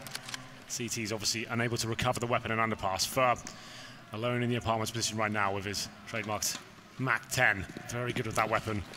He falls back to join his teammates and will be executing towards B. Smoking towards CT Spawn and the Coffin's position as well. Taco leading the charge, trying to find the opening frag here. He spots Skadoodle on the back right. Spots him indeed. Stewie gets one and drops off the boost. Taco wants to spray back into it and hope he's still there, but he's certainly wiser than that, as they've got a hefty advantage. They're going to add to it. Automatic finds Fallen. Denae only from Fur. Automatic gets Taco, and that's the round. Cloud9. It's their turn to take control after losing a pistol for a change. Absolutely. Great stuff there. That boost. Always a bit of a nuisance to the CT Spawn with Skadoodle. Sure, he doesn't find a multitude of frags, but he's in the back right, that emo position, taking the aggro away, and Stewie boosted up, managing to get things done with the PT50 there. Pushing through, of course, automatic with the Desert Eagle after finding the first scout shot as well. He certainly contributed to that round victory. Force buy from SK Gaming though in return. We've seen this before. It can go on for many, many rounds. I think with the deepest we've got is like number 9 before a full gun round comes in. Tech-9s, CZs, PT50s, couple of smokes to work with as well. Fast towards middle. Skadoodle to challenge first for UMP, but smoked out of position. Could go down here, needs to be very careful. Finds the first kill. Fallen will get pushed back. Try and rotate around. Gets to Library. Nothing gets to the arch. Good crossfire set. Shroud follows up and takes down Phelps. Cold, the only one with a kill so far. The last alive. Bombs down. As it failed to wrap around the watch out because Cold is still doing damage. If he found automatic, he could have gotten 3 guns down. Force Simrian try and push on quad instead. Shroud's positioning's key. He's gone back underneath, which concedes the site. They can actually wrap through. Taco as well is going to push out from apartments. They didn't have that last time. They didn't have that string to their bow, so automatic down means Shroud has to respond. Nothing saves him, and he steps up in the pit. Cloud9 find 5, and there's no access to the A site. It seems like it's being shut down. Shroud finding some form now here on Inferno. He's looking very strong indeed in that pit position. Great teamwork, and that's what has set up so effective. You can negate attention from each other. The player on the bomb site, he shows it first, gets 1 kill, goes into hiding and buys his teammates some time, and Shroud capitalizes that point as well, staying alive for so long, spraying 3 down in the end as well. And they're up 6, I beg your pardon, 5-1. SK will take a tactical timeout here. If there's any position on a map you could name after Shroud, it's the pit on Inferno, and he shows why twice in a row. Yeah. Very good play. In this play as well, he'd already lost automatic. Nothing's not in position. It's literally him versus 4 at this point. Cloud9, they're looking phenomenal. He actually hit him through the wall, Skadoodle. He did. Stewie is therefore easily able to take him down. This is going to give them control of Banana. Now, what's the call on it? Because they might anticipate that Stewie has pushed. We would have seen him going by after he got the kill. Can't exactly abandon him. Skadoodle thinks of it, but automatic still holding on to the archway with the advantage. In fact, so they need to overcommit. They don't know that he's there. I would have thought they would have at least considered the angle as Stewie pops out to catch Fallen off. Nice change of pace here, but Coldera looking to fight back, goes through the smoke, gives up the bomb. That looked like it was almost for free. He had to make something happen, but now that should be round over. 4-on-2 with Taco and Fur. Desperately trying to recover this situation. That's a decent start though. Taco brings it into at least a realistic situation now. Look at Stewie. Not only does he read that Taco is going to push in behind the smoke and changes his angle, he's pushed all the way down to wrap around. Skadoodle's got bottom of Banana covered off, so the bomb's dropped and they're about to get pinched without even knowing it. We'll have no idea that they're this close. Stewie finds one, doesn't go for any more. And this isn't going to move from the archway. Doesn't need to as well with Fur spotting down Banana. Jumping over the wall to see it as they back off. He'll re-smoke lower mid as well with 30 seconds. That smoke, a timer of 15 seconds. He can push even further down. That'll strengthen the A side, and he's looking to flank. Skadoodle's going to be watching for it, but the others already heading in through apartments. Tight entry point. Flash over from Skadoodle to aid their entry. Works to catch off the one in the site, but not the one in the pit, and Taco's the one they should have found first as he gets a double and Fallen closes the round. Convincing stuff there by Taco especially. Recovers the AWP. Only 1 player going down the CT side. We said if SK win this round, that presumably ties things up as it has to be Nika for Cloud9 now. And on the CT side, SK giving 10-10-10. He started leaning towards that 3-0 scoreline could be coming in overall for this grand final. Cloud9, Tech9's PT50s. On 3 players for Cloud9. Stewie is one of them. He inches closer, and not only that takes down Fallen. He's got a spray against Fur. Aim's not there. Stewie's overwhelmed them. AWP that he's picked up, and again, he's got armor, so aim punch not a factor. He's got the lineup towards CT, but looks away at exactly the wrong time. Nearly costs him his life. He's down to 13. Molotov will go in to try and lock him on to Orange's one, but it won't extend to his position, so he has to watch off around Ruins. Not because he's flashed, but Fallen. Still, it's a close one. Skadoodle follows up with a better one. Phelps out immediately after finding just a single kill on entry. It puts a 2 versus 2 in the post plant with the bomb down and Cold and Taco just rotating over through CT. It's a lot of time to set up, but they have no idea they're that far away, so nothing stays close to the Ruin position. Shroud refuses to peek. If they walk in and take over water, they could isolate nothing back toward Ruins, and Shroud would have to peek and control the situation rather than wait until the defuse. And nothing's hesitant because he doesn't want to go too soon, but he can hear Taco coming, which means he gets the jump on him. Now Cloud9 controls it all. Especially with Cold on an AWP, misses the shot. That should be enough. Absolutely enough. He gets desperate to fire another, and a third won't land. All desperation, and it's nothing that wins it. Now this puts a strain, we mentioned it, on SK. Certainly does. You can see Fallen knows it as well. Big round from nothing, 4 kills in total for him. SK in this final is almost reminding me of the Fnatic domination era when it didn't matter. In fact, Luminosity, this SK lineup previously, Katowice final last year, I think is point in case. They had 12-3 leads twice, and as soon as you make one mistake, Fnatic stole the whole game from you every single time, and that's what SK has done to Cloud9 twice now, and there's still a chance they could do it here. They're making them work for it every single round. Look at the buy on either side. It's not brilliant. It's not great. Certainly not. Fallen more aggressive this time. not a banana. That's what he's been playing in previous rounds. Single orb setup, as I mentioned, and UMPs for Phelps and Coldzera. Fur pulls banana at the coffin position, has to bait him once again. We saw this from Cloud9 in the first half. Fur goes to the initial frag, tries to stay alive the best he can. The idea is that Phelps can be baited in with that UMP and try and find frags, close range. Still looking promising for Cloud9 in terms of the buys right now. With nothing in Shroud, they're in the apartments, showing presence. Nothing falls back. This will be a B-side commitment here. That's when we've got the weaknesses. The SMGs, the rifle, no AWP, and only 2 players as well. This could be the round that seals the deal for Cloud9 here.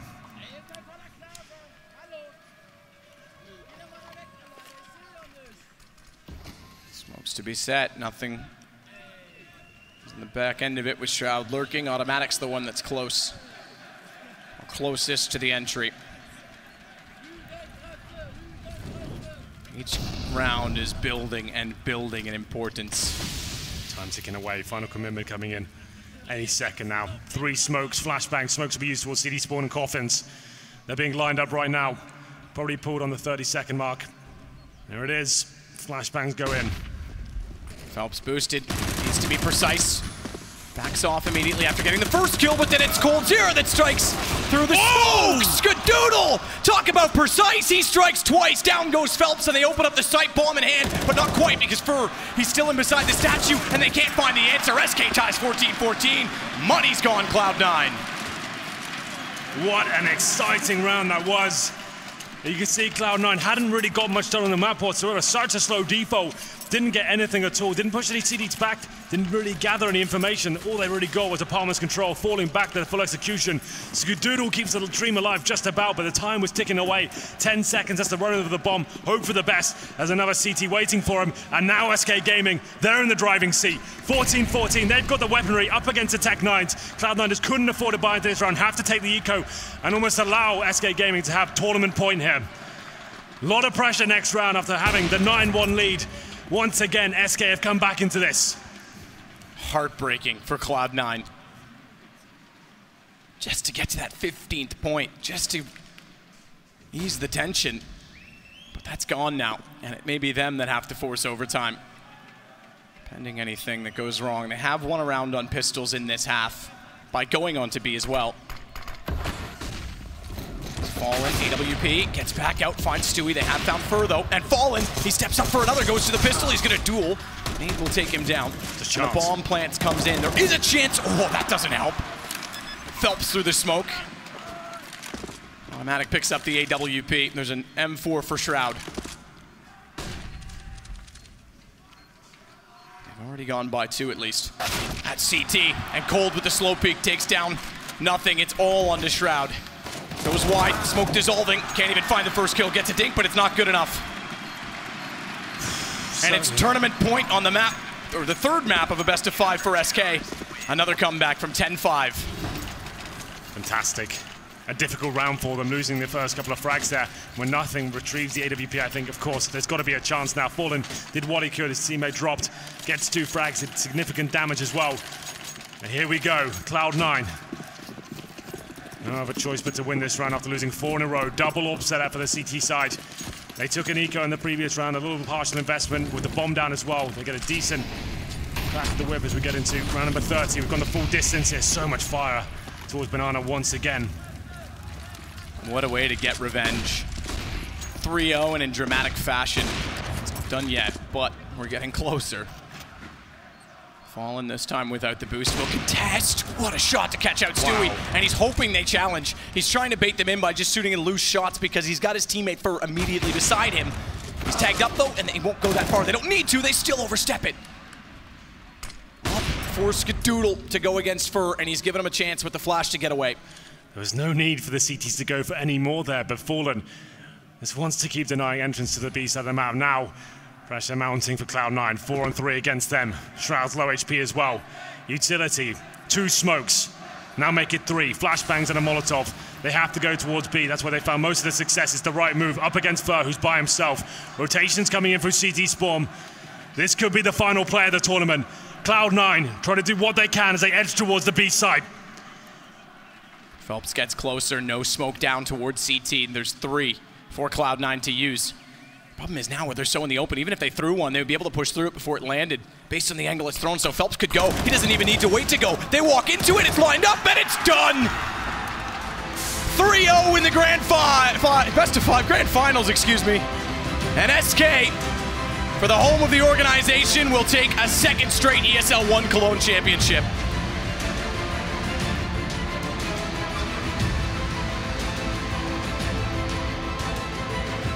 What a way to do it as well. Cloud9 looked like they were in both of the last two maps. 10-5 lead for them twice in a row, and this one came even closer than Train did, but SK pulled it back. It might be a 3-0, but we're going to treat this as amazing rounds. Great games of CS. It was a fantastic final. SK Gaming doing it again. Cologne back-to-back, a year apart. They are the champions again. SK ESL ONE Cologne, powered by Intel.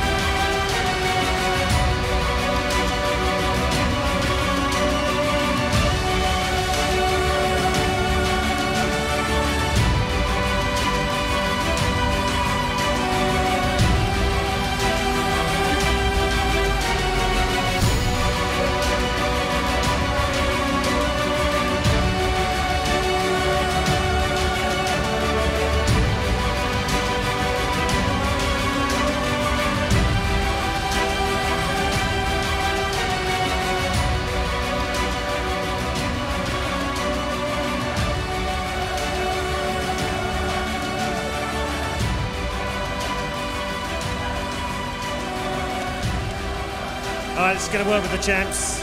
Champs again, 12 months on, nothing changes. You guys are the #1 team in the world.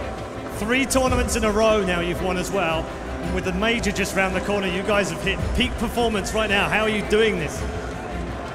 It's just hard work, I think. First of all, again, the Brazilian crowd, SK crowd, we love you. Thanks a lot. Cloud9 crowd was amazing as well. Thanks, guys. Thanks, Cologne. So it's just hard work. We practice really hard. CSGO is my life, it's our life. So I think I'm really, okay. Last question. I get it. How good is this team now? Is this a better team 12 months on than what won last year? The last team with Fnatic was good as well. But now, like I said, with our hard work, even with Phelps, that is a really young player, but he's a beast, we're still good. So I think the secret is not players or anything. The secret is hard work and do the things that you love. And we do this, playing CSGO, practicing every day. You do work hard. Ladies and gentlemen, the champions of ESL ONE Cologne are SK Gaming.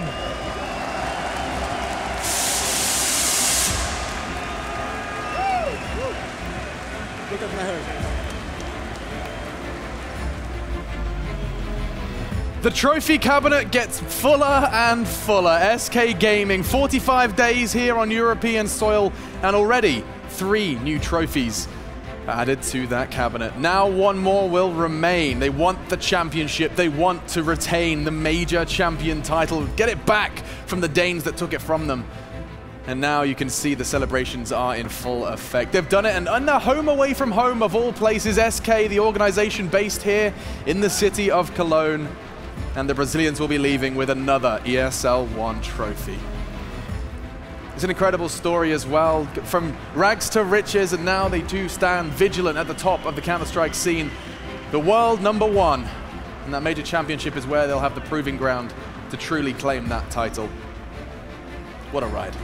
Yeah, for sure. You know, to see them come out, take it in 3. We did set the grim kind of storyline at the start of the segment, but yeah, it was exactly what we wanted. Closer than I thought it was going to be. Cloud9, they're really... Gents, we have to kind of put a cherry on it. It's all wrapped up, it's put under the tree, we're just waiting for Santa to come and grab it. That's not how Christmas works. No, I don't think so. He gives. You know, I don't know. You know what SK just took? What did they do? The first step in the chance to get in that Grand Slam $1 million prize. You're absolutely right. The Intel Grand Slam, SK champions now, of course. That will be the first of the next 10 events. Should they win another 3, an extra $1 million. I hope it comes in an Intel-branded suitcase. That's my That'd be nice. That would be cool. Huh. Flip it open, I don't know, all in ones. They could bring it in a forklift. And in cash. And in cash. That's how it works, right? That's the society we live in. These are some of the pretty faces I've been hanging out with on the desk. Yanko, another ESL ONE Cologne under your belt. A birthday celebrated again in the Lanxess Arena. How's your week been? It's been amazing. I mean, it's always a lot of fun coming to Cologne, especially in the Lanxess Arena, with all the fans, another sold-out crowd. And I think it just shows why a lot of people consider this the flagship event for CS in general, right? You have people traveling from all over the world. We saw a couple of Aussies here as well, people from North America, all over the place, really. And, you know, it's just such an amazing experience. You get together, you make new friends. A lot of people just enjoying some good Counter-Strike. Yeah, you hung out with those Aussies, right? Yeah, had a bit of a good time with them. But, you know, the thing with this event is, right, it's CS purists. Everyone here loves Counter-Strike. It's just a CS event. And to have this many people in here just to watch Counter-Strike, it's unreal. When we were standing out there watching the opening ceremony, I turned to you and I said, this is what we do for a living. This was completely blessed. Right, I mean, the goosebumps are real. It's not fake. It definitely happens. And it is sometimes a reality check for just how incredible and how much growth esports and Counter-Strike in particular has experienced. Now, if you guys are already sitting there at home wishing that you had grabbed a ticket for one of the 15,000 seats that were filled here in the Lanxess Arena, then don't worry, especially if you are in the States on the other side of the pond. ESL ONE New York is not that far away. You can go ahead and grab your tickets and take a bite out of that big apple if you fancy it. 16th and 17th of September in the Barclays Center. I was there last year and it was a real blast. You're going to see Na'Vi lift that trophy. We'll see maybe if they're going to be there to defend their title once more. With all of that said as well, if you really want to see more from SK, you can tomorrow. Premium ticket holders as well as others will be able to go ahead and join us at the Cologne FC Arena. The fans are already hyped about that one. You can go and watch them play football. That's right. There's money on the line. SK versus Virtus Pro on the pitch. Joe Miller Sadakis casting. That is going to be fun. The Ryan Energy Stadium will be loud. That's 6 p.m. tomorrow. You won't not want to miss that, especially if you're local. And now with all of that said, guys, it is time to end ESL ONE Cologne. SK Gaming are your ESL ONE Cologne 2017 champions. The Brazilians have retained their title, and they will continue to travel further around the world to continue to show us world-class Counter-Strike. 15,000 fans filled the stadium. Counter-Strike continues to get bigger and better, and you're on this ride with us. We'll see you again.